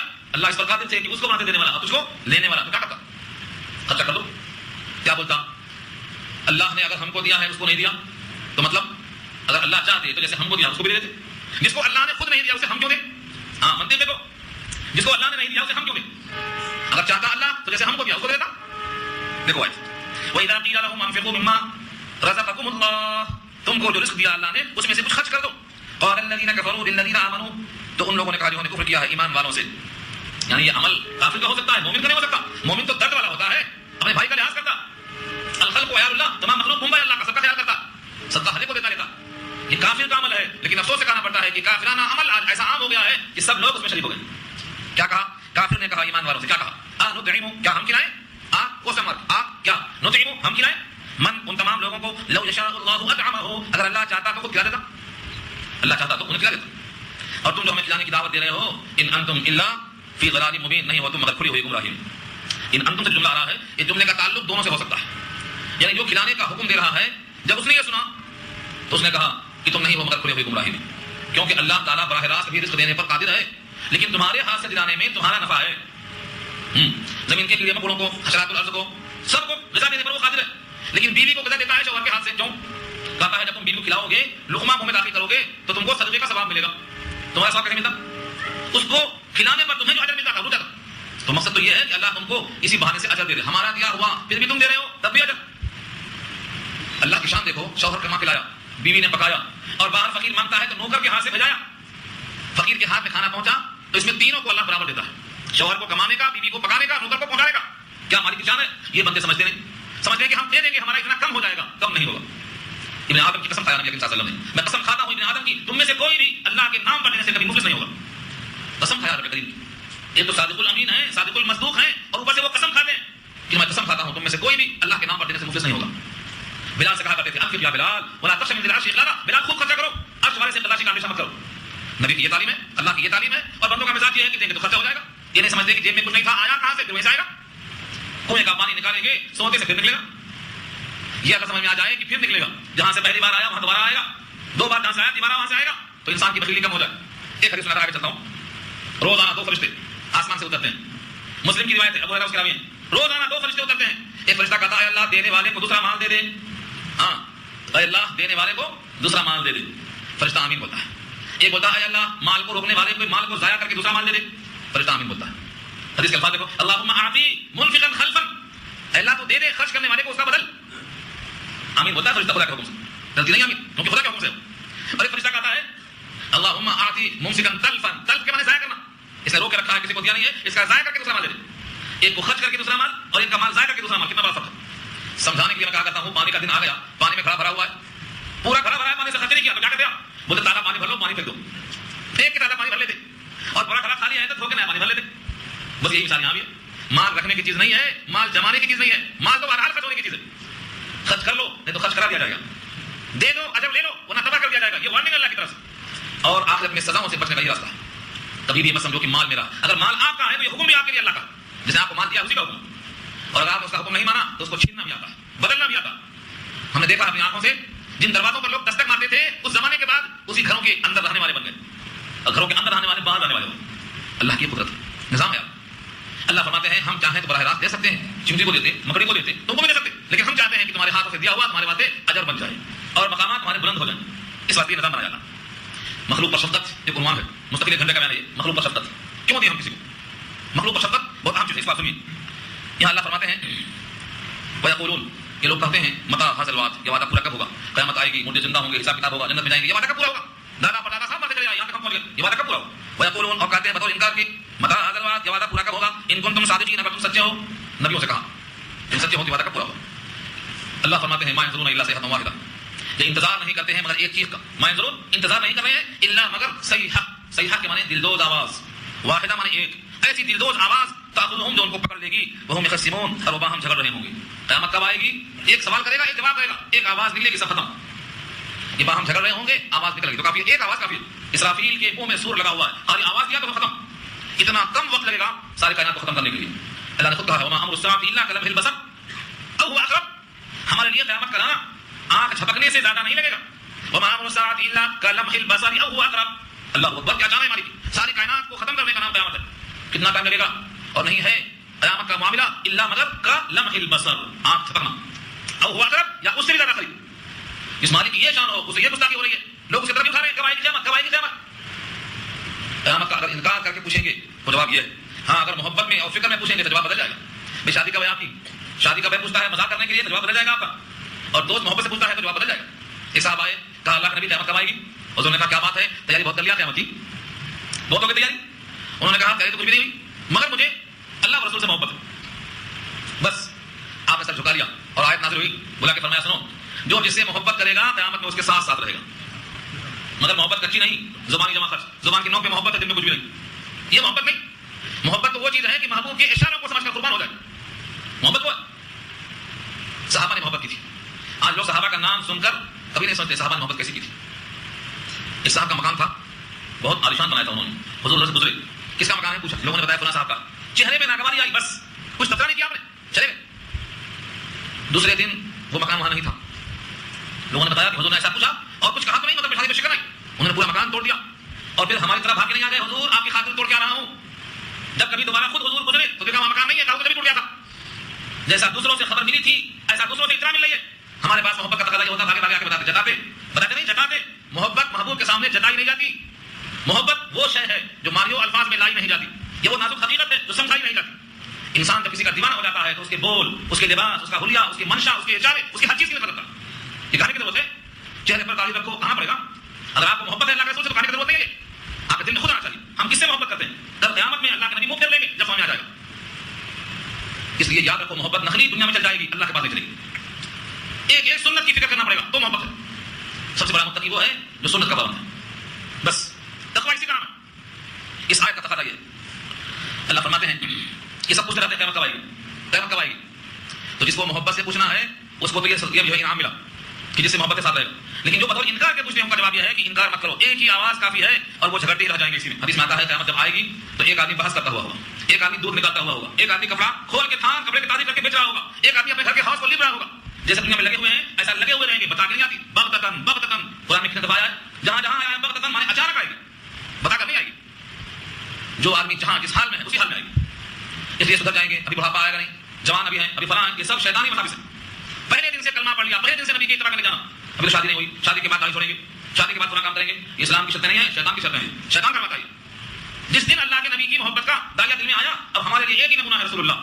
آپ نے جو کیا ہم کریں گے, جو نہیں کیا وہ نہیں کریں. دنیا خفا ہو تو خفا ہوتی رہے اور خوش ہو تو خوش ہوتی رہے. کل قیامت میں اللہ تعالیٰ خوش ہو کر بندے سے کہیں توحید تو یہ ہے کہ خدا حشر میں کہہ دے یہ بندہ دو عالم سے خفا میرے لیے, سارے عالم سے خفا ہو کے میرے واسطے. یہی حنفیت ہے, ابراہیم کا خصوصی وصیت حنیف. تو فرمایا جس دن قیامت آئے گی ایک آواز ہے جو ان کو پکڑ لے گی, وہ جھگڑے میں رہیں گے. فلا یستطیعون توصیۃ, وہ استطاعت نہیں رکھیں گے وصیت کر سکنے کی. جب آئے گی دل آواز تو وصیت کرنا بھول جائیں گے. اب کیا ہوتا, یہ زمین فلاں کو دے دو, وہ گھر فلاں کو دے دو, یہ سونا فلاں کو دے دو, یہ کنگن فلاں کو دے دو, یہ مدرسے کو دے دو, یہ مسجد کو دے دو. مرتے وقت سب یاد آتا یہاں فرماتے ہیں جب اچانک آئے گی تو وصیت کرنے کا موقع نہیں ملے گا. فلا یستطیعون، استطاعت نہیں رکھیں گے وہ، فرصت نہیں ملے گی ان کو توصیتاً وصیت کرنے کی. ولا الی اہلہم یرجعون، اور نہ اتنی فرصت ملے گی کہ وہ اپنے اہل کی طرف لوٹ کے گھر آ سکیں. سڑک پر جا رہے تھے، مر گئے، وصیت کیا، گھر میں آئے، میں جا رہا ہوں بیگم، خدا حافظ بولنے کا موقع ملا نہیں ملا. اسی واسطے کہا ہے کہ تم جب بھی رہو جہاں رہو مسلمان بن کے رہو، کیونکہ تمہارا موت کا وقت بتا کر نہیں آئے گا اور تم کو مرنا ہے اسلام کی حالت میں. ولا تموتن الا وانتم مسلمون، یہ خطبہ نکاح کیا ہے کیوں کہا ہے؟ موت بتا کر نہیں آتی، کبھی بھی آ سکتی. جب کبھی بھی آ سکتی ہے تو ہم مسلمان رہ کر حیات گزاریں کہ کبھی بھی آئے تو کوئی غم نہیں، آ جاؤ ہم تیار کرنے کے لیے. اور تیار ہونا پڑے گا خوشی سے، جانا گواری سے. مومن تو خوش ہوتا ہے. ابن ماجہ کی روایت میں ہے بندہ مومن کے پاس فرشتہ جب نکالنے آتا ہے کہتا ہے آپ کے رب نے آپ کو سلام کہا ہے، چلیے بلایا ہے. کون نہیں جائے گا؟ موڈ دیکھ کر سب چل پڑیں گے. سلامتی کی دعا، رب کا سلام فرشتے 3 بار پیش کریں گے. یہ بات بھی آ چکی ہے. تو یہاں بھی اشارہ اسی کی طرف ہے کہ جب بندہ اچانک مر جاتا ہے تو اس کو وصیت کرنے کا، گھر والوں کے پاس لوٹنے کا موقع نہیں ملتا ہے. اس لیے ہمیشہ یہ سوچنا کہ موت کا فرشتہ بتا کر نہیں آئے گا، اور جس کی موت آئی قیامت شروع ہو گئی. اس لیے اسی کا نام قیامت ہے. توبہ اللہ کر کے راستے کو ہموار کرنا چاہیے، اپنے مالک سے محبت کرنا چاہیے. فلا یستطیعون توصیۃ، تو وصیت کرنے کی فرصت نہیں پائیں گے اور اپنے گھر والوں کے پاس لوٹ کر جانے کی طاقت نہیں رکھیں گے. یہاں رکوع پورا ہو گیا.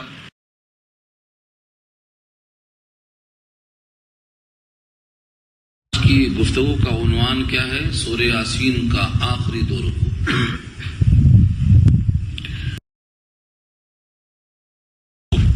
نفخہ فعل ماضی مجهول ہے. نفخہ کے معنی پھونک مارنا، پھونک ماری جائے گی. کہ سور میں سور سین کی طرح سے اللہ نے اسرافیل علیہ السلام کو دیا ہے. ناقور سین کی طرح اپنے منہ میں لگائے بیٹھے، اس میں اتنے سوراخ ہیں کہ ساری کائنات کی روح قبض ہو جائے. وہ ہے سور. یہاں اشارہ اسی کی طرف. ونفخ فی الصور، اور سور میں دوبارہ پھونکا جائے گا. پہلی بار سور پھونکیں گے تو سب ختم. 40 سال کے بعد دوبارہ سور پھونکیں گے سب تیار. اور وہ 40 سال دنیا کے نہیں ہوں گے، آخرت کے 40 سال ہوں گے، جہاں کا ایک دن 1000 سال کے برابر ہوتا ہے سورہ سجدہ کے حوالے سے، اور ایک دن ہوتا ہے 50,000 سال کا سورہ معارج کے حوالے سے.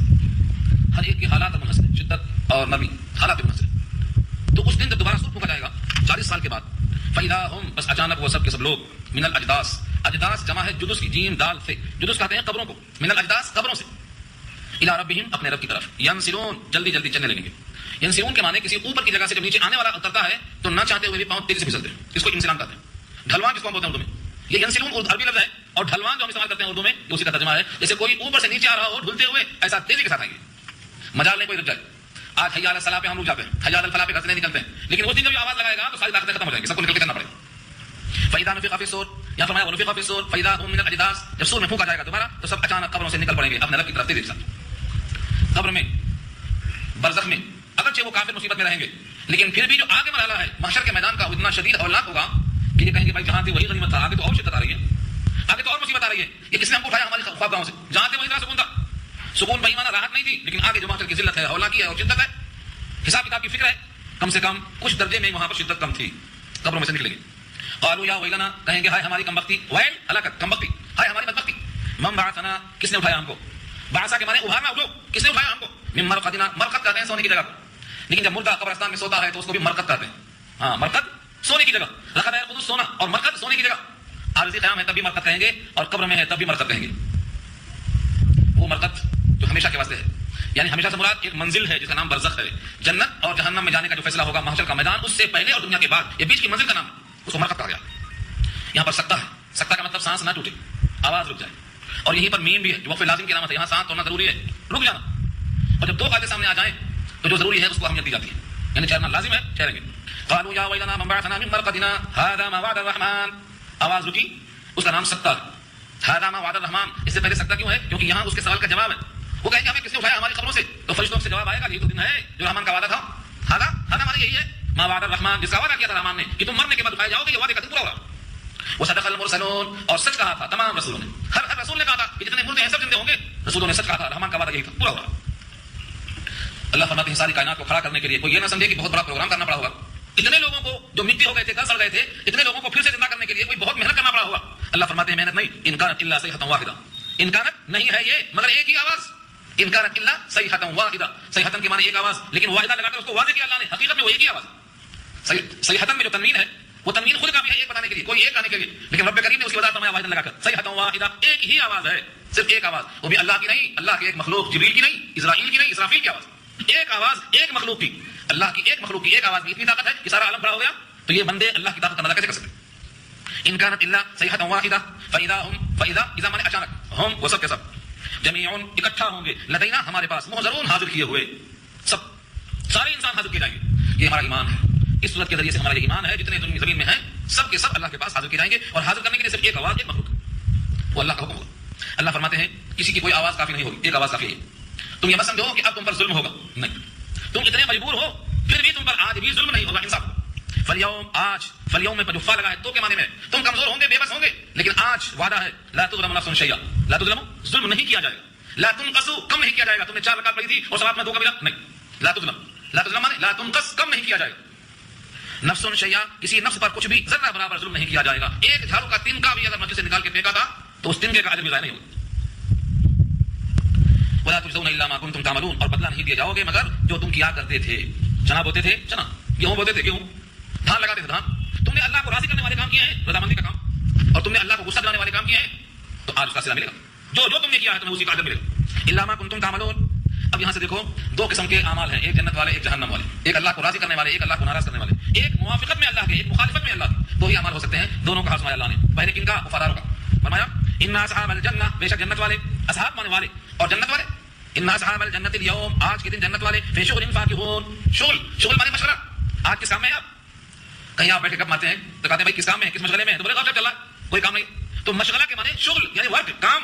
تو وہاں کون سا کام ہوگا اصحاب الجنہ کا؟ فرمایا فاکہون. فاکہون کی جمع فاکہون ہے, میوہ کہتے ہیں فاکہہ کو. تفکہ مانے میوہ. تو فاکہون یعنی خوش فہمی اور خوش حالت اور خوش کن باتیں اور خوش دل, یہ ان کا مشغلہ ہوگا. کون ہے یہ؟ اصحاب الجنہ, جنت والے. سب کے ساتھ خوش دل ہوں گے, یعنی اپنے اپنے مشغلوں میں مگن ہوں گے, تنہا ہوں گے. اور میں نہیں, ہم وازواجہم, وہ اور ان کی بیویاں, ہم وہ وازواجہم, ازواج جمع ہے زوج کی, جوڑے. کہاں ہوں گے؟ ہم وازواجہم فی ظلال, سایوں میں ہوں گے. یہاں کون سی بیوی مراد ہے؟ اکثر لوگ سمجھتے ہیں اگر یہ بیوی مراد ہے جو پہلے سر پہ سوار ہے تو بڑی مشکل ہو جائے گی. مشکل سے موت آئی تھی, وہاں بھی ساتھ لگ گئی تو کیا کریں گے؟ اللہ کی طرف سے اعلان یہ ہے کہ اگر وہ مومنہ ہے تو آپ کے ساتھ رہے گی, اور جنت کی جتنی حوریں آپ کو ملیں گی ان کی ملکہ بن کے رہے گی. جنت کی جو حوریں ہوں گی ان کا تذکرہ میں آج نہیں کروں گا کیونکہ وہ مستقل عنوان ہے جنت اور جہنم. جنت کی حوروں کے حوال سناؤ تو منہ میں پانی آئے گا. ان کا تھوک بھی اتنا میٹھا ہے, اگر وہ ایک بار تھوک دے تو دنیا کی ہر چیز میٹھی ہو جائے.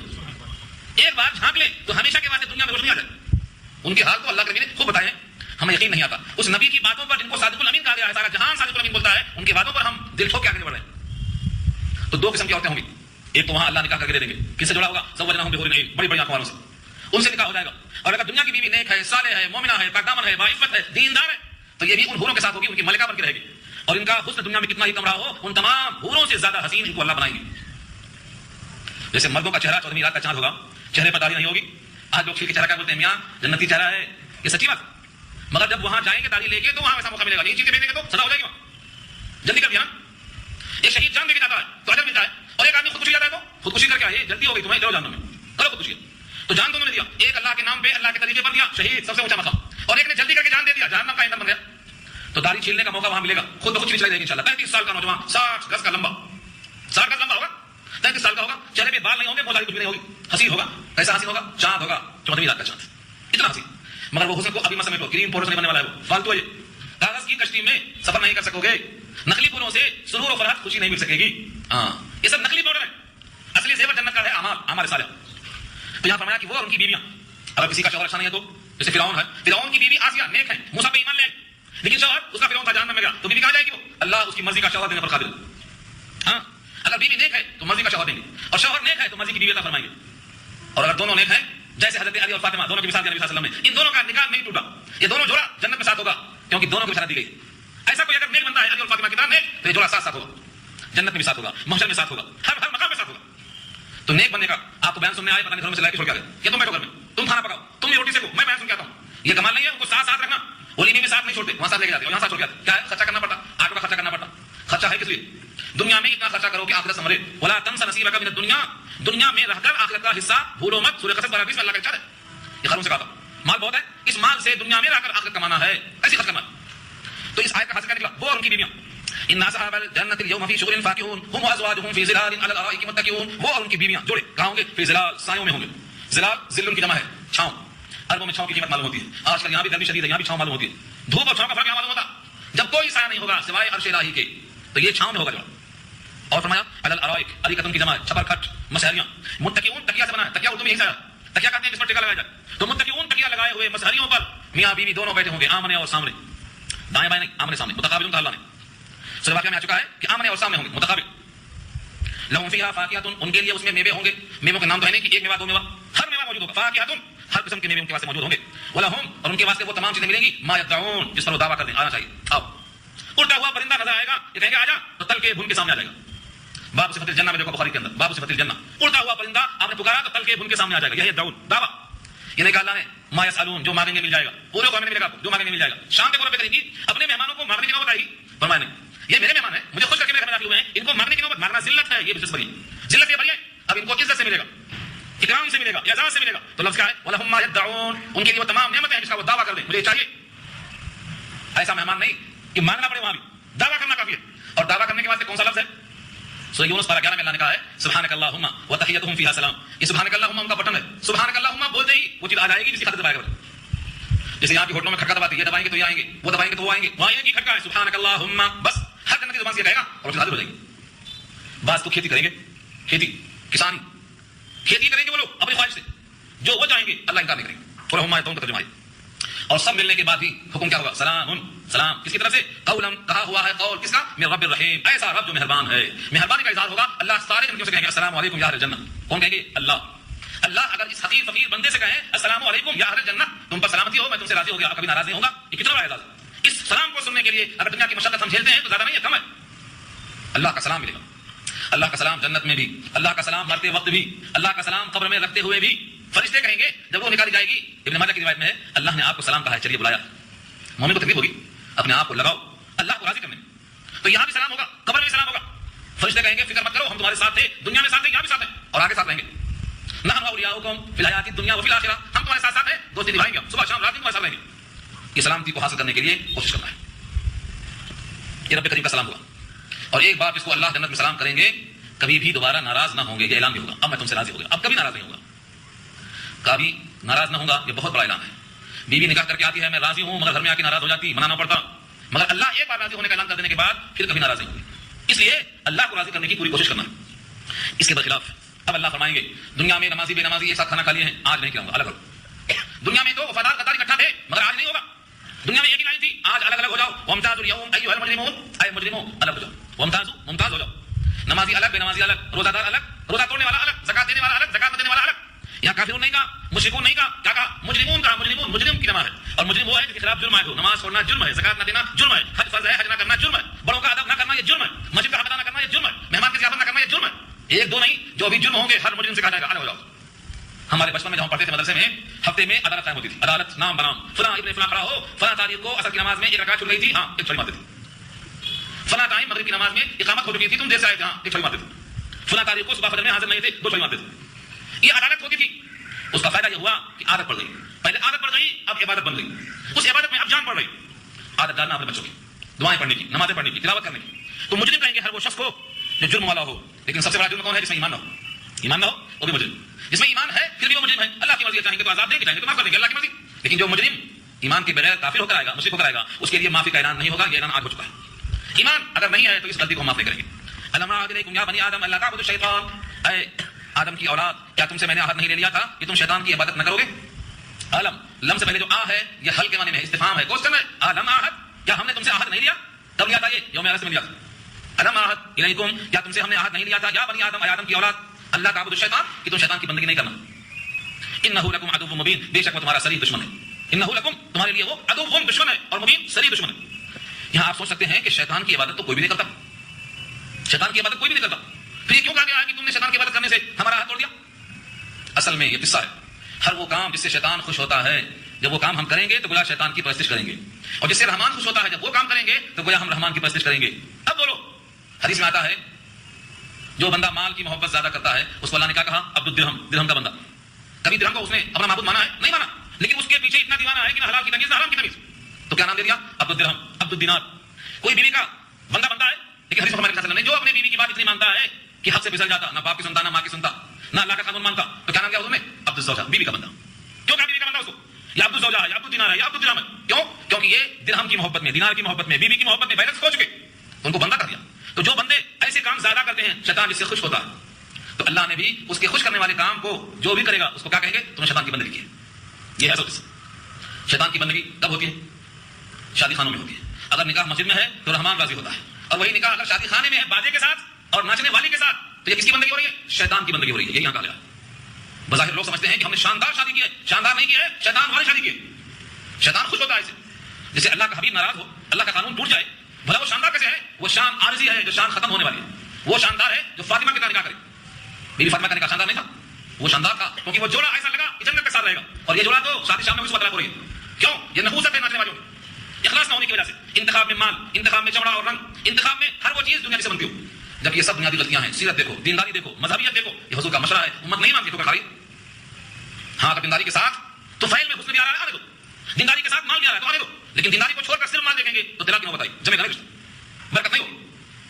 اللہ فرماتے ہیں شیطان کی عبادت نہ کرنا، تم سے ہم نے عہد دیا تھا اور یہ کہا تھا تمہارا کھلا دشمن ہے. تمہارے باپ دادا آدم سے چیلنج کر کے چلا گیا ہے کہ جس آدم کی خاطر مردود ہوا ہوں اس کو، اس کی اولاد کو اپنے ساتھ جہنم میں لے کے جاؤں گا. اتنا کھلا چیلنج کیا. وَأَنِ اعْبُدُونِي هَذَا صِرَاطٌ مُسْتَقِيمٌ، اور میری ہی عبادت کرو، یہ صراط مستقیم ہے. ان اعبدونی، میری عبادت کرو. هذا صراط مستقیم، یہ ہے قلب یاسین. یاسین قلب قرآن ہے اور یہ ٹکڑا کیا ہے؟ یہ قلب یاسین ہے. یاسین کا دل کا ہے کیا ہے؟ میری عبادت کرو، یہ صراط مستقیم ہے. یعنی ایسے کام کرو جن سے میں خوش ہوتا ہوں، ایسے اعمال کرو جن سے میں راضی ہوتا ہوں. بس یہ عبادت ہے صراط مستقیم جو تم مانگتے ہو. صراط مستقیم پر چلا مولا. یہ صراط مستقیم کون ہے؟ یہ صراط مستقیم. وَأَنِ اعْبُدُونِي هَذَا صِرَاطٌ مُسْتَقِيمٌ. اگر کسی کو صراط مستقیم چاہیے اور صرف فاتحہ میں طلب کا دعا کرتا ہے تو جواب یہاں حاضر ہے اس کا. صراط مستقیم یہ ہے ایسے کام کرو جن سے رحمان راضی ہوتا ہے. آگے فرمایا رب کریم نے وَلَقَدْ أَضَلَّ مِنكُمْ جِبِلًّا كَثِيرًا، اور تحقیق کی شیطان نے گمراہ کر دیا تم میں سے بہتوں کو. جبلًا کثیرا، بہت ساری مخلوق کو گمراہ کر چکا ہے. افلم تکونوا تعقلون، کیا تم اب بھی سب تعقل نہیں کرو گے؟ عقل کا استعمال نہیں کرو گے؟ سوچو گے نہیں؟ تمہاری آنکھوں کے سامنے شیطان نے کتنا کو رسوا کر دیا. کتنے انسان گمراہی میں چلے گئے. قارون آج تک دھنس رہا ہے، فرعون غرق ہو گیا، نمرود اپنے انجام کو پہنچ گیا. یہ سارے واقعات تمہارے سامنے ہیں کہ شیطان نے ان کو بھٹکایا، جہنم کا ایندھن بن گئے. افلم تکونوا تعقلون، کیا تم اب بھی استعمال نہیں کرو گے؟ اللہ آگے فرمائیں گے ان مجرموں سے هذه جہنم، یہ ہے جہنم التي كنتم توعدون، اس کا تم سے وعدہ کیا جاتا رہا ہے، یہ ہے جہنم. اصلوها اليوم، آج داخل ہو جاؤ جہنم میں. بما كنتم تکفرون، اپنے کفر کرنے کی وجہ سے. کفر اللہ کے ساتھ کفر. کفر کی دو قسمیں، ایک ہے کفران عقیدہ، ایک ہے کفران نعمت. اگر اللہ کے ساتھ کفر کرتا ہے تو عقیدے کا کفر ہے، اور اگر نعمتوں میں ناقدری کرتا ہے تو کفران نعمت کہلائے گا. جہنم میں نبی صلی اللہ علیہ وسلم نے عورتوں کو دیکھا ہے، بہت عورتوں کو دیکھا. صحابیات نے پوچھا کہ اللہ کے نبی ہو بیما کیا وجہ ہو سکتی ہے؟ فرمایا کہ تکفرن اللعنہ و تکفرن العشیر، تکفرن یاد رکھو یہاں وہ یہ کثرت سے لعنت کرتی ہیں اور ناشکری بہت کرتی ہیں. صحابہ نے پوچھا تکفرن باللہ، کیا کفر کرتی ہے اللہ کے ساتھ؟ فرمایا کفران العشیر، شوہر کی ناشکری کرتی ہیں. کیسا؟ اگر شوہر زندگی بھر ہمیشہ خوش کرنے کی فکر میں دن رات کوشش کرتا رہا اور ایک دن کوئی بات بلا کے خلاف ہو گئی تو کہتے ہیں جیسے تمہارے ساتھ پڑ گئی میرا مقدر کھول گیا، تمہارے ساتھ مجھے کبھی راحت نہیں ملی، ایک دن میں سارے احسانات کو توڑ کے پھینک دیے. یہ کیا مثال دیا میں نے؟ کفران نعمت. ایسے ہی ہم پر اللہ کی بے شمار نعمتیں ہیں، ان نعمتوں کی ہم نے ناقدری کر دی ہے تو یہ ہے کیا؟ کفران نعمت ہے. لیکن جہنم میں جو بندہ جائے گا وہ کفران عقیدہ کی بنیاد پر جائے گا. اب اگر گناہ ہے، نعمت کی ناقدری ہے، اللہ کی مرضی ہے، اللہ چاہے تو معاف کر دے، چاہے تو سزا دے دے. اليوم نختم على افواههم، یہاں سے بہت جامع پیغام اس انداز میں آ رہا ہے. اللہ فرمائیں گے قیامت میں سوال جواب کے موقع پر تو یہ بندہ جو جھوٹ بولنے کا عادی ہے یہ اللہ کے جناب میں کھڑا ہو کر بھی جھوٹ بولے گا اور کہے گا واللہ ربنا ما كنا مشرکین، اللہ آپ ہمارے رب ہیں، آپ کی قسم ہے کہ ہم مشرک نہیں تھے. مشرک ہو کر قسم کھائے گا. سورہ انعام کی آیت ہے. اللہ فرمائیں گے اچھا آج اب ہم تمہارا منہ بند کر دیتے ہیں، اب تمہاری زبان ہمارے تائید میں بولے گی. اب تک تمہاری مرضی کے تابع تھی، اب وہ زبان ہمارے حکم کے تابع ہوگی. چمڑا بولے گا، آنکھیں بولیں گی، کان بولے گا، ران بولے گی، ہاتھ بولیں گے، پیر بولیں گے. جن کو ہم اپنا سمجھتے تھے سب اللہ کی طرف سے ہمارے پاس سے آئے ہیں. یہ اللہ نے ہم کو استعمال کرنے کو دیا ہے. یہ لفظوں کے ساتھ دیکھیے اليوم نختم على افواههم، آج ہم مہر لگا دیں گے ان کے منہوں پر. افواہ فو ان کی جمع ہے، منہ پر مہر لگا دیں گے. وتكلمنا ايديهم، اور ان کے دونوں ہاتھ ہم سے کلام کریں گے، ہم سے ہم کلام ہوں گے ان کے ہاتھ. وتشهد ارجلهم، اور گواہیاں دیں گے ان کے پیر. ارجل رجل کی جمع ہے، پیر گواہیاں دیں گے. بما كانوا يكسبون، جو کیا کرتے تھے. پیر گواہی دے گا، ہاتھ گواہی دیں گے اور منہ بند کر دیا جائے گا. یہاں تو اتنا ہی کہا. 24واں پارہ سورہ حامیم السجدہ میں اللہ نے فرمایا یوم تشهد عليهم السنتهم وايديهم وارجلهم، پیر، زبان، ہاتھ، کان، آنکھ اور ان کا چمڑا بولے گا.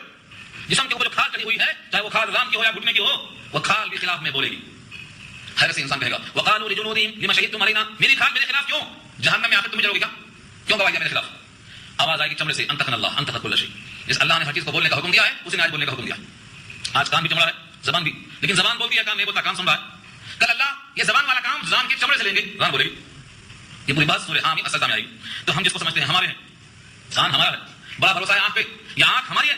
آگے آیت آ رہی ہے یہ سب تمہاری نہیں ہے، تمہارے سامنے آنکھیں چھینی جائیں گی، کان کی سماعت چھینی جائے گی اور تم کو کیا کریں بیٹا اب نظر نہیں آتا. بھروسہ جن پر تھا اب بھروسہ ختم ہو گیا، دھندلا نظر آتا ہے، سماعت چلی گئی. جن کے اوپر بھروسہ تھا وہ چھین لیا اللہ نے. فرمایا ولو نشاء لطمسنا على اعينهم فاستبقوا الصراط فانى يبصرون، اگر ہم چاہیں تو طمس کر دیں ان کی آنکھیں. ولو نشاء، اگر ہم چاہیں، لطمسنا، طمس قامین سین، طمس کے معنی آتے ہیں سپاٹ کر دینا. جیسے گدیا پچھلا حصہ ہے، پچھلا حصہ تک کیسا ہوتا ہے؟ سپاٹ. نہ آنکھ کا گڑا ہے، نہ ناک کی اٹھائی ہے، نہ منہ ہے، کچھ بھی نہیں. ایسا چہرے کو بھی ہم سپاٹ کر دیں، یہ طمس ہے. على اعينهم، ان کی آنکھوں پر ہم طمس کر دیں، صورت بدل دیں. فما استطاعوا مضيا تو وہ طاقت نہیں رکھیں گے، استطاعت نہیں رکھیں گے مضيا آگے بڑھنے کی، ولا يرجعون پیچھے لوٹنے کی، نہ آگے بڑھ سکیں گے نہ پیچھے چل سکیں گے. ہم دنیا سپاٹ جیسا ہیں چہرہ ویسا کرنے پر قادر ہیں. اور ہماری قدرت پر شک ہے تو بندہ خدا اپنے جسم کے تغیر پر غور کر لے. تو پہلے نوخیز تھا، بھولا پن چہرے پر تھا، شباب آیا، جھریاں پڑ گئی، اب تیری کمر جھکنے والی ہے. جسم کا ایک ایک عضو بتاتا ہے کہ ہم دھیرے دھیرے متغیر ہو گئے، جو نہیں تھے وہ اب ہو گئے، جو اب ہیں وہ پہلے نہیں تھے. یہ تغیر تمہیں سمجھا نہیں، یہ ہمارے قاصد ہیں. اللہ تعالیٰ پہلے قاصد بھیجتے ہیں. بینائی کم ہو گئی، کیوں؟ جس نے بینائی دیا تھا چھیننا شروع کر دیا، ایک دم چھینتا چلا اٹھتے، اچانک چھین لیا. اللہ دھیرے دھیرے چھینتے، یہ بھی رحمان ہے، رحمت کا تقاضا ہے. ایک دم اندھا نہیں کرتے، دھیرے دھیرے روشنائی چھینتے، دھیرے دھیرے سماج چھینتے، تاکہ بندے کو احساس ہو کہ نعمتیں دینے والا چھیننے پر قادر ہے. ومن نعمرہ ننکسہ فی الخلق، اور جس کو ہم محمد بناتے ہیں، نعمرہ جس کی عمر لمبی دیتے ہیں، ننکسہ اس کو اوتھا کر دیتے ہیں، فی الخلق تخلیق میں. کہتے ہیں نا بچہ بوڑھا برابر ہو جاتا ہے. کیسے؟ کمزوری میں. بچپن میں جیسا بیجا بات کرتا ہے بچہ، بڑھاپے میں بھی بوڑھا بہت باتیں کرتا ہے، بہت. کیوں؟ کمزوری، جسم میں کمزوری، پوری طاقت زبان میں آ گئی چلتی. فرمایا کہ بچہ جیسے دوسروں پر موقوف ہوتا ہے، اٹھائے تو اٹھتا، لٹائے تو لیٹتا، کھلائے تو کھاتا، ایسے یہ بڑا ہو جاتا. جس کی عمر لمبی ہوتی ہے ہم تخلیق میں اوتھا کر دیتے ہیں. آنکھیں دیکھتا تھا پہلے، اب آنکھیں نہیں دیکھتی. یہ انسان کی. ومن عاش اخلقت الايام حدت، جو آدمی لمبی حیات گزارتا ہے تو زمانے کی طوالت اس کی حدت اور شدت کو ختم کر دیتی ہے. فخالتاهما السمع والبصر، اس کی سماع، اس کی بصارت جو سب سے بھروسے کی چیز تھی اب خیانت کرتی ہے. آپ کون ہیں پوچھتا، نظر نہیں آتا. کیوں شبہ ہو رہا ہے؟ بینائی چلی گئی. اللہ فرماتے ہیں ہم نے بینائی دی تھی، ہم نے بینائی لی ہے، ہم دینے پر بھی قادر ہیں، لینے پر بھی قادر ہیں. افلا تعقلون، افلا یعقلون، کیا وہ تعقل نہیں کریں گے، سوچیں گے نہیں اس پر؟ غور کریں. جس بندے کو ہم لمبی عمر دیتے ہیں تخلیق میں، طبعی طور پر اس کو الٹا کر دیتے ہیں، سو کیا وہ خیال نہیں کرتے، عقل استعمال نہیں کرتے؟ آگے سوال کا جواب ہے. نبی صلی اللہ علیہ وسلم کی زبان سے کلام پاک کو سن کر کافر کہا کرتے تھے تو شاعر ہیں، کہانت ہے. کوئی کہتا یہ مجنون ہے، کوئی کہتا جادوگر ہے، کوئی کہتا یہ شاعر ہے. اس آیت میں اللہ فرماتے ہیں یہ شاعری نہیں ہے. اشعار کی جتنی قسمیں ہیں تم سب جانتے ہو، یہ ان میں سے کوئی قسم نہیں ہے. کہ مکے والوں نے نبی کو شاعر کیوں کہا؟ اصل میں شاعر کہتے ہیں خیالی مضامین کو پیش کرنے والے کو، چاہے وہ نثر میں ہو چاہے وہ نظم میں ہو، روز ہو یا پوٹلی ہو، اگر ایک بات سوچ کے پیش کر رہا ہے تو اس کو شاعر کہتے ہیں. اسی معنی میں انہوں نے حضور کو شاعر کہا تھا. یہ پورا کلام آپ کا سوچا ہوا ہے، آپ کا بنایا ہوا ہے. اللہ فرماتے ہیں وما علمناه الشعر وما ينبغي له، اور ہم نے آپ کو شعر کا علم نہیں دیا اور نہ یہ آپ کے واسطے مناسب تھا. وما ينبغي له، آپ کے لیے آپ کی شان نشان نہیں تھا. اب شعراء، سورہ شعراء 12 اور 19 میں انشاءاللہ آئے گی. ہم شعراء پر وہاں کلام کریں گے کہ شعراء کے بارے میں اللہ نے کیا کہا. فی الوقت اتنا سمجھ لو کہ جب قرآن کریم نازل ہوا تو بڑے بڑے شاعروں نے قرآن کے سامنے گھٹنے ٹیک کے شاعری بند کر دی. کسی نے کہا یہاں تم سے بڑے اچھے شاعر تھے. انہوں نے کہا اب قرآن کی بات شاعری کرنا جچتا نہیں، کوئی کلام جچتا نہیں. کیا قرآن کی بات شاعری کریں گے ہم؟ تو شعر شاعری کرنا اگر توحید ہے، رسالت ہے، آخرت ہے تب تو وہ ٹھیک ہے. لیکن اگر شاعری ایسی ہے کہ تارے توڑ لاؤں تیرے دامن کو تاروں سے بھر دوں، صاف بکواس ہے. ایسے اگر اشعار ہیں تو حدیث میں آتا ہے ایسے اشعار سے اپنے دامن کو بھرنا پیٹ کو پیپ سے بھرنے سے برا. کیا پیدا تھا؟ ایسے ایسے اشعار کرتے ہیں ہاں میرے محبوب کا ناخون تو ہلال چاند کا تراشا ہوا، سب جھوٹ ہے، کوئی حقیقت نہیں اس میں. تو اگر شاعری معنویت کے ساتھ ہے، توحید ہے، رسالت ہے، آخرت ہے، اللہ و رسول کی حمد و ثنا ہے تو بھی ٹھیک ہے، وہ تو مطاع رسول بنتے، حسن بن ثابت بنتے. لیکن اگر شاعری عام شاعری ہے تو نبی کو زیب نہیں دیتی. زندگی بھر میں آپ نے کوئی اشعار اگر کہے ہیں تو ایک دو اشعار ملتے ہیں. میں مثال دوں گا کیونکہ زمانے کے اشعار عربی میں تھے، آپ عربی سمجھیں گے نہیں، وقت ضائع ہوگا. ایک دو اشعار ہیں ایسے جو آپ نے پڑھ کر پیش کیے ہیں، لیکن وہ شعر آپ کے نہیں تھے، عبداللہ بن رواحہ کے تھے، اور ان میں توحید تھی. فرماتے تھے یہ شعر تو بس شعر ہے، جس کا ترجمہ کیا تھا؟ اللہ کے سوا سب باطل. ہاں اللہ کے سوا سب باطل. ایسے اشعار اگر ہیں کہ اللہ کے وجود کی اور اللہ کی تعریف ہوتی ہے تو ٹھیک ہے، تو آپ نے کوئی شعر نہیں کہا. اگر آپ نے کبھی کوئی شعر کہا بھی تو قصدن قافیہ بدل گیا، الفاظ چینج ہو گئے، وزن ٹوٹ گیا. صدیق اکبر نے ٹوک دیا کہ اللہ کے نبی شعر ایسا نہیں ایسا ہے. فرمایا صدیق شعر ہمیں مناسب نہیں ہے، اس لیے ابدا اللہ نے شعر کے وزن کو توڑ کر تمہارے کروایا. اس آیت نے بتا دیا وما ينبغي له، اور آپ کو مناسب نہیں ہے شعر و شاعری. ان هو الا ذکر وقرآن مبین، نہیں ہے وہ مگر نصیحت ہے اور کھول کھول کر اللہ کا قرآن ہے، کتاب ہے آسمانی. قرآن کی صفت کیا ہے؟ مبین، ظاہر. لوگ کہتے ہیں قرآن سمجھ میں نہیں آتا. قرآن کیا کہتا ہے؟ قرآن کی صفت کیا ہے؟ مبین. مبین کے معنی واضح. اتنا واضح کلام دوسرا ہو ہی نہیں سکتا. قرآن واضح، یہ نصیحت ہے، یہ آسمانی کتاب ہے اور احکامات کو ظاہر کرنے والی کتاب ہے. اللہ کے نبی پر یہ کتاب کیوں نازل ہوئی؟ لینذر من کان حیا، تاکہ آپ ڈرائیں ان کو جو زندہ ہوں، جو زندہ ہوں. جو مردہ دل ہوں ان کا تو زندہ ہونا مشکل ہے، لیکن جن میں زندگی کے آثار باقی ہیں یہ روحانی غذا سے روحانی قوت میں اضافہ ہو، ان کو پلاؤ. آپ دیکھ لیجیے کسی اور کا دل نہیں، اپنا دل ہاتھ رکھ کر دیکھ لیجیے. اگر ذرہ برابر ایمانی رمق باقی ہے تو قرآن آپ کو غذا فراہم کرے گا، اور وہ مردہ ہو چکا ہے تو غذا ملنا مشکل ہے. جس طرح سے زندگی آثار اگر باقی ہیں، روح ذرہ برابر باقی ہے تو دوا بھی کام کرتی ہے، غذا بھی کام کرتی ہے، اور روح نکل چکی ہے تو کوئی غذا کام نہیں آتی. روحانیت کا بھی حال ہے، اگر ذرہ برابر ایمان باقی ہے تو غذا پہنچے گی. لینذر من کان حیا، تاکہ آپ ڈرامے ایسے شخص کو جو زندہ ہو. ہم سمجھتے ہیں جب روح نکل جاتی ہے تب انسان مردہ ہوتا ہے، تب تک زندہ سمجھتے ہیں. سورہ فاطر 22واں پارہ میں بحث کروں گا انشاءاللہ آیت نمبر 22 پر کہ بہت سے انسان دنیا میں ہنستے بولتے چلتے پھرتے ہیں، لیکن ان کا جسم، ان کے اندر جو روح ہے اس روح کے لیے قبر بن چکا ہے، ان کی روح وہاں مر چکی ہے. انک لا تسمع الموتى ولا تسمع ثم الدعاء اذا ولوا مدبرين، یہ آیت ہے. آپ ان کو پکار کے اپنی آواز نہیں سنا سکتے جو پلٹ کے جا رہے ہیں. انک لا تسمع الموتى ولا تسمع ثم الدعاء، بہروں کو اپنی آواز نہیں سنا سکتے جب پلٹ کے وہ جا رہے ہیں. یہ کون سے بہرے ہیں اور کون سے مردے ہیں جو جا رہے ہیں پلٹ کے؟ یہ وہی مردے ہیں جن کی روح مر چکی ہے. یہ قرآن کے الفاظ. تو جب تک زندگی باقی ہے، زندگی کے آثار باقی ہیں، تب انسان کی روح کو غذا میں طاقت پہنچتی ہے. فرمایا لینذر من کان حیا، تاکہ ان کو ڈرائیں جن میں حیات ہو، زندگی ہو. ویحق القول علی الکافرین، اور کافروں پر بات ثابت ہو جائے، یعنی کافروں پر حجت پوری ہو جائے کہ ہم تک پیغام پہنچایا گیا، توحید ثابت کی گئی، آخرت کی دعوت دی گئی، لیکن پھر بھی نہیں مانے تو اب قصور ہے نہ ماننے والوں کا، یہ حجت ہے. اب یہاں سے اللہ تعالیٰ نے بندوں پہ جو انعام کیے ہیں جن کو ہم خوب برتتے استعمال کرتے لیکن غور سے کبھی دیکھتے نہیں. فرمایا اولم یروا انا خلقنا لهم مما عملت ایدینا انعاما فهم لها مالکون، کیا وہ دیکھتے نہیں کہ ہم نے پیدا کیا ان کے واسطے ایسی بہت سی مخلوق ہمارے ہاتھوں نے جن کو بنایا ہے، یعنی انعام، چوپائے، مویشی، گائے، بیل، بھینس، بکری، یہ سب ہم نے بنائے. فهم لها مالکون، بس یہ لوگ ان کے مالک بن بیٹھے. کہتے میری بکری پیدا کیا تھا، یہ میری گائے پیدا کیا تھا، کس نے بنایا؟ مما عملت ایدینا، ہمارے ہاتھوں نے بنایا ان کو. مالک کون ہے؟ فهم لها مالکون، یہ مالک بن بیٹھے. گائے کے مالک، اونٹ کے مالک، دودھ کے مالک. اللہ فرماتے ہیں کچھ تو سوچا ہوگا کس نے پیدا کر کے دیا، یہ جس نے پیدا کر کے دیا ہے وہ حقیقی مالک ہے. یہاں سے معلوم ہوا جو تخلیق پر قادر ہے، جو مخلوق کو تخلیق سے وجود میں لاتا ہے، وہ حقدار ہے اشیاء کا. زمین کا مالک کون؟ جس نے زمین کو پیدا کیا. ہمارا مالک کون؟ جس نے ہم کو پیدا کیا. ہمارے گھروں کا مالک کون؟ جس نے گھروں کو پیدا کیا. ہمارے بچوں کا مالک کون؟ جس نے ہمارے بچوں کو عطا کیا. تو دنیا کی ہر نعمت جس نے وجود میں رکھا ہے وہ اللہ ہے. تو اشیاء کی ملکیت اللہ کی ہے. اب اللہ کی ملکیت ہمیں کیسے آئے گی؟ اللہ کے قانون سے آئے گی، وہ کتاب اللہ میراث کے ذریعے خرید کر آئے گی، تحفے میں آئے گی، ہبہ میں آئے گی، گفٹ میں آئے گی. جو جو طریقے حلال بتائے ہیں اللہ ان طریقوں سے آئے گی تو ہم حقیقی مالک بنیں گے. ان طریقوں سے نہیں آئے گی تو ہم مالک نہیں ہوں گے، غاصب ہوں گے. یہ ہے قانون اسلام، پیش کیا اللہ نے. تو اس آیت کا مطلب کیا نکلا؟ ہم نے انسانوں کے لیے بہت سے چوپائے بنائے ہیں اور یہ انسان ان کے اوقاؤں کے مالک بن گئے. کہتے ہیں ہم ان کے مالک ہیں. اور یہ بھی نہیں کہ صرف ہم نے پیدا کر دیا، وَغَلَّلْنَاهَا لَهُمْ، اور ہم نے ان کو ذلیل یعنی تابع کر دیا. ایک بچہ گھوڑے کی ناک میں نکیل ڈال کے پیچھے بیٹھ کر تناتے ہوئے چلتا ہے. گھوڑے کی ناک میں نکیل، لکڑی نہیں، لوہا ڈالا. کون؟ ایک بچہ. کہاں سوار ہو گیا؟ پیٹ پہ. طاقت ہے اس کا، ذللناها، اس کا اثر ہے. ہم نے تابع کر دیا اس گھوڑے کو. ایک چھوٹا سا بچہ ڈنڈا لے کے بھینسوں کو بھاگ رہا ہے، ایک لات مار دیا تو مر جاتا، سینگ سے مار تو مر جاتا.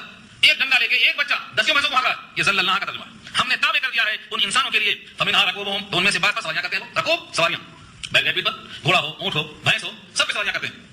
ومنها ياكلون، اور اس میں سے بعض کو کاٹ کے کھا جاتے ہیں. کھا جاتے کتنے ہضم کر گئے ہوں گے؟ دیکھو آپ کہاں گئے وہ بیچارے، آپ کے اندر سما گئے، حلول کر گئے، مگر آپ انسان کے انسان رہ گئے، کچھ بدلے نہیں. ان کا وجود بڑا ہے، آپ میں سمایا، تاریخ ہو گیا، مگر آپ جہاں کا وہاں گئے. اسی واسطے بعض لوگ پرہیز کرتے ہیں، بات یہ کھائیں گے نہیں. کیوں؟ بدل جائیں گے. حلال طریقے سے کھائیں گے تو کچھ اثر نہیں ہوگا، اور حرام طریقے سے کھائیں گے تو واقعی بدل جائیں گے. اللہ فرماتے ہیں وَلَهُمْ فِيهَا مَنَافِعُ وَمَشَارِبُ، اور ان جانوروں میں انسانوں کے واسطے کیا ہے؟ منافع. منفع کی جمع ہے، بہت سارے نفع ہیں. چمڑے سے نفع ہے، سینگ سے نفع ہے، ہڈیوں سے نفع ہے، بال سے نفع ہے، کھال سے نفع، ہر جگہ نفع ہے. ایک دو نہیں ہے. تو منافع، منفع، نفع کی جگہ ہے. کاروبار کرتے ہیں لوگ، اتنے قسم کے کاروبار کرتے ہیں کہ ہم شمار نہیں کر سکتے. سب نفع کا ترجمہ ہے. وہ مشارب، مشرب کی جمع ہے، پینے کی جگہ ہے. دودھ پیتے ہیں، لسی پیتے ہیں، دہی پیتے ہیں. کیا کیا بنا کے پیتے ہیں؟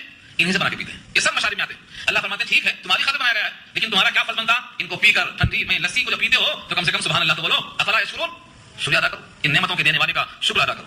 افلا یشکرون، لیکن وہ شکر ادا نہیں کرتے.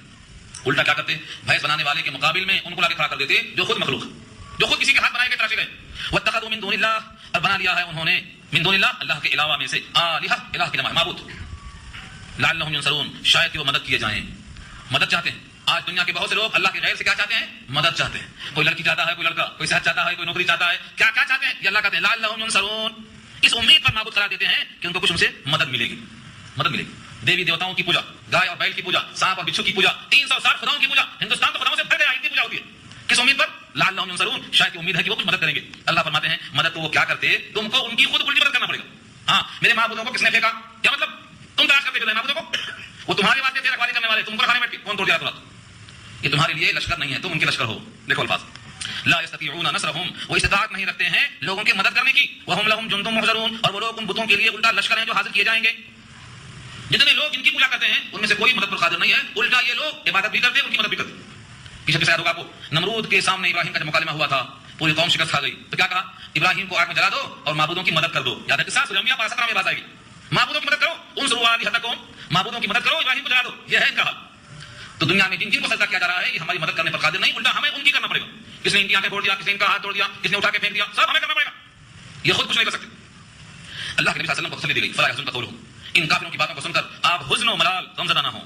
یحزن حزن سے بنا ہے، حزن کے معنی غمزدہ، غمگین، افسردہ، ازمردہ. ان کی باتوں کو سن کر آپ دل میں کسی قسم سے آزردگی مت لائیے. انا نعلم، بے شک ہم جانتے ہیں، ما یسرون، جو چھپاتے ہیں وہ لوگ، وما یعلنون، جس کو ظاہر کرتے ہیں، ہم دونوں جانتے ہیں. آپ صبر کیجیے، اپنا کام کیجیے. یہاں سے مطلب ملتا ہے کہ ہمیں فکر کم کرنا ہے، کام زیادہ کرنا ہے. انہوں نے یہ کہا اقوال پہ غمزدہ ہونا منع کیا ہے. اللہ نے کہا ہے کام کیے جا، کام کیے جا، پیغام پہنچانا اپنا کام ہے، غمزدہ ہونے کی ضرورت نہیں. یہاں سے اللہ نے ایسی مثال دی ہے کہ اگر ذرہ برابر غیرت ہوگی تو وہ سننے مجبور ہو جائے گا. اولم یری الانسان، کیا انسان نہیں دیکھتا؟ یہاں سے مراد کون سا انسان ہے؟ جو انسان اپنے مالک کے احسان کو نہیں مانتا. جو مانتا ہے وہ تو دل میں مستعد ہو کر تیار بیٹھا ہے. اولم یری الانسان، کیا انسان نہیں دیکھتا، کیا آدمی کو معلوم نہیں، انا خلقناہ من نطفہ، کہ ہم نے اس کو پیدا کیا ہے نطفہ سے. کسی بڑی چیز نے پیدا کیا ہے. پدرم سلطان بود، میرا باپ بادشاہ تھا، ایسا نہیں ہے بولنے کے لائق کہ میں نسبوں میں بہت عمدہ ہوا رہا ہوں، میرا بہت قابل فخر نسب ہے. اللہ فرماتے ہیں انسان کو اتنا تو معلوم ہے کہ ہم نے اس کو نطفہ سے پیدا کیا. نطفہ کیا ہے؟ ایک بے حیثیت پانی ہے، حقیر پانی ہے، مائی مہین. اس پانی کے خروج سے نہانا ضروری ہو جاتا ورنہ جنبی اور ناپاک کہلاتا. اس انسان کو ہم نے اسی نطفے سے پیدا کیا. فَإِذَا هُوَ خَصِيمٌ مُبِينٌ. اب اچانک کیا ہو گیا؟ علانیہ اللہ پہ اعتراض کرتا ہے، خصیم جھگڑالو، اور مبین کھول کھول کے جھگڑا کیسے کرتا ہے انسان. ایک کافر تھا عاص بن نوائل السہمی، اس نے ایک ہڈی اٹھایا قبرستان سے، ایسا ہاتھوں سے مسل دیا، مسل کے اس کے بورے کو اڑا دیا اور کہتے ہیں کہ محمد صلی اللہ علیہ وسلم کیا آپ کا خیال یہ ہے ان ہڈیوں کو اللہ پھر سے پیدا کرے گا؟ اللہ کے حبیب فرماتے ہیں ہاں اللہ پھر سے پیدا کرے گا، جنت اور جہنم کو پیش کرے گا اور تجھ کو جہنم میں داخل کرے گا اس انکار کی وجہ سے. یہاں الفاظ دیکھیے آپ، انسان جھگڑا کیسے کیسے کرتا ہے. وَضَرَبَ لَنَا مَثَلًا وَنَسِيَ خَلْقَهُ. مثالیں دیتا ہے ہمارے واسطے اور اپنی تخلیق کو بھول گیا. کیا مثال دیتا؟ اتنے انسان کو پھر سے پیدا کرنا مشکل ہے، اتنے لوگوں کو کیسے اکٹھا کریں گے؟ جل گئے، مر گئے، کھپ گئے، مٹی کھا گئی، مچھلی کھا گئی، پرندے کھا گئے، گرد کھا گئے، ان کو جمع کرنا کیسے ہو سکتا ہے؟ یہ سب مثالیں دے رہا ہے میرے واسطے. ونسیہ خلقہ، اپنی پیدائش کا دن بھول گیا کہ حقیر قطرے کو ہم نے مزغہ بنایا، گوشت کی بوٹی بنایا، ہڈی پہنایا، اوپر چمڑا پہنایا اور 9 مہینے کے بعد ہنستا بولتا کھیلتا بچہ پیدا کر دیا. بھول گیا تقریر اپنی. ہاں نسیہ خلقہ. وَضَرَبَ لَنَا مَثَلًا وَنَسِيَ خَلْقَهُ. ہمارے واسطے عجیب و غریب شان میں گستاخیاں کرتے ہوئے مثال پیش کرتا ہے. ونسیہ خلقہ، تخلیق کو بھول گیا آپ نے. قال، کہتا ہے یہ انسان کون ہے؟ عاص بن نوائل السہمی. من یحیی العظام وہی رمیم. کون زندہ کرے گا ان ہڈیوں کو جبکہ وہ بوسیدہ ہو جائیں؟ رمیم چورا چورا. اٹھاؤ ہاتھ میں چورا چورا. رضا رضا. رمیم کا ترجمہ کیا ہے؟ رضا رضا. جواب دیکھو کتنا پیارا. قل اے نبی آپ کہہ دیجیے یحییھا، اس کو زندہ کرے گا الذی انشاھا اول مرہ، جس نے اس کو پہلی بار پیدا کیا جب یہ معدوم تھا، موجود ہی نہیں تھا، ناپید تھا. اس موقع پر جس نے اس کو پہلی بار پیدا کر دیا جب کچھ نہیں تھا، اب تو کچھ ہے، ہڈی ہی صحیح، سڑا ہوا ہی صحیح. جب پیدا کر دیا جب کچھ بھی نہیں تھا، تو اب پیدا کرنا کیا مشکل ہے؟ یہ فرمایا رب کریم. وہو بکل خلق علیم، اور وہ ہر مخلوق کو اچھی طرح جانتا ہے، یعنی ہر قسم کی تخلیق سے واقف ہے. اس آدمی کا ذرہ ذرہ کہاں گیا، جلا کر راکھ کر دیا گیا تو راکھ کہاں کہاں گئی، ایک جملہ کن ہو جا کہہ دینا کافی. اللہ فرماتے ہیں رب کریم کی قدرت یہ ہے کہ ہر قسم کی تخلیق سے واقف ہے. عقل کام نہیں کرتی پھر بھی آپ کو اللہ کی قدرت کا شاہکار نظر آئے گا. بخلق علیم، بکل خلق علیم، سب طرح کا پیدا کرنا وہ جانتا ہے. اب ایک مثال دیا، ہرا بھرا درخت ہے، اس کی کاڑیاں توڑو، اس میں سے رس پکتا ہے، تازہ ہے، ہرا بھرا، اور دونوں طرف 2 درختوں کی شاخیں ہیں، ہری بھری ہیں، ان دونوں کو رگڑ دو، ہریالی کے باوجود دونوں چخماق کی طرح جل اٹھتے ہیں. لکھا ہے ایک درخت عربوں میں مشہور تھا، اس کا نام تھا مرخ، اور ایک کا نام تھا عفاق. جیسے ہمارے پاس درختوں کے نام ہوتے ہیں نا، نیم کا جڑ ہے یا آم کا ہے، ایسے وہاں عربوں میں ایک درخت کا نام تھا مرخ اور ایک کا نام تھا عفاق. جیسے پتھر کو پتھر سے رگڑتے ہیں چخماق کی طرح تو آگ نکلتی ہے، ایسے ان 2 درختوں کی شاخوں کو ہری بھری توڑ کے ایسا ملاتے اور رگڑتے ان میں سے آگ نکلتی ہے. عقل میں آئے گی یہ تخلیق اللہ کی ہے، آپ کے عقل میں کہاں آئے گی؟ آپ تو کہیں گے ہری بھری شاخ ہے اور آگ اس کی سیدھے جلتی ہی نہیں، اس سے آگ پیدا ہو کے نکلتی ہے. اللہ کی شان ہے. کہتے ہیں جہنم میں آگ ہوگی تو وہاں درخت کیسے پیدا ہوگا؟ اللہ تعالیٰ نے ایک درخت کو پیدا کیا جو آگ ہی میں پیدا ہوتا ہے. اللہ کی قدرت. شیطان کو آگ میں ڈالیں گے، شیطان بھی آگ سے بنا ہے، اس کو آگ کیا جلائے گی؟ شبہ پیدا ہوا. ایک صاحب نے کہا ٹھیک ہے آؤ علاج کرتا ہوں، قریب بلا کے ایک تھپڑ مارا، کہا میرا ہاتھ مٹی کا، تیرا کلہ مٹی کا، لگا نہیں لگا؟ کہا یہ دونوں مٹی ہیں، کیسے لگ گئی مار؟ ایسے ہی اللہ اس آگ سے اس آگ کو ماریں گے. تمہاری عقل کام نہیں کرے گی. یہاں دیکھو الفاظ، الذی جعل لکم، وہ اللہ جس نے بنایا تمہارے واسطے، من الشجر الاخضر نارا، شجر کے معنی درخت اور اخضر کے معنی ہرا بھرا اور نارن کے معنی آگ، ہرے بھرے درخت سے آگ بنایا. فَإِذَا أَنْتُمْ مِنْهُ تُوقِدُونَ، بس اچانک کیا ہے کہ تم اسی آگ سے سلگاتے ہو، کھانا پکاتے ہو، روٹیاں سینکتے ہو، چکن تندوری بناتے ہو، سب اسی آگ سے. یہ تو اگر خاص ہے، اگر وہ خاص درخت ہے تو یہ مفہوم ہے. اور اس کو اگر عام کریں گے، کہیں گے ہم تو عرب جاتے نہیں، فروخ افواج دیکھے نہیں، ہمیں یہاں بتاؤ. تو سورہ واقعہ دیکھو، سورہ واقعہ میں اللہ فرماتے ہیں أَأَنْتُمْ أَنشَأْتُمْ شَجَرَتَهَا أَمْ نَحْنُ الْمُنشِئُونَ. یہ جو درخت ہیں جن سے تم آگ سلگاتے ہو، یہ درخت کو تم اگاتے ہو یا ہم اگاتے ہیں؟ تو ہر آگ جس درخت کی جو وہ درخت ہرا بھرا ہے، اس کو اللہ نے آگ میں تبدیل کر دیا. یہ اللہ کی قدرت ہے. تو ہر درخت کا یہ حال ہے. تم درختوں کو اگاتے نہیں ہو، ان سے آگ تم بناتے ہو، یہ ہماری قدرت ہے. تو اگر عام آگ کو دیکھا جائے تو کوئی نہ کوئی وہ لکڑی ہے اور اس کا مادی ہرا بھرا ہے، آج وہ جل رہی ہے آگ کی شکل میں. اور اگر مخصوص دیکھا جائے لفظ اخضر سے تو مراد وہ مخصوص درخت ہے جس کا نام بتایا میں نے آپ کو کہ عرب میں ملتا تھا، یہ مرخ اور عفاق. یہ دونوں کو ملائے تو تازی لکڑیوں کے باوجود آگ جلتی تھی. اب بتاؤ جو اللہ اتنی تخلیق پر قادر ہے وہ تم کو پیدا کرنے پر قادر نہیں ہے؟ اور ایک مثال دیا رب کریم نے، اولئک الذی خلق السماوات والارض بقادر علی ان یخلق مثلهم بلا وهو الخلاق العلیم.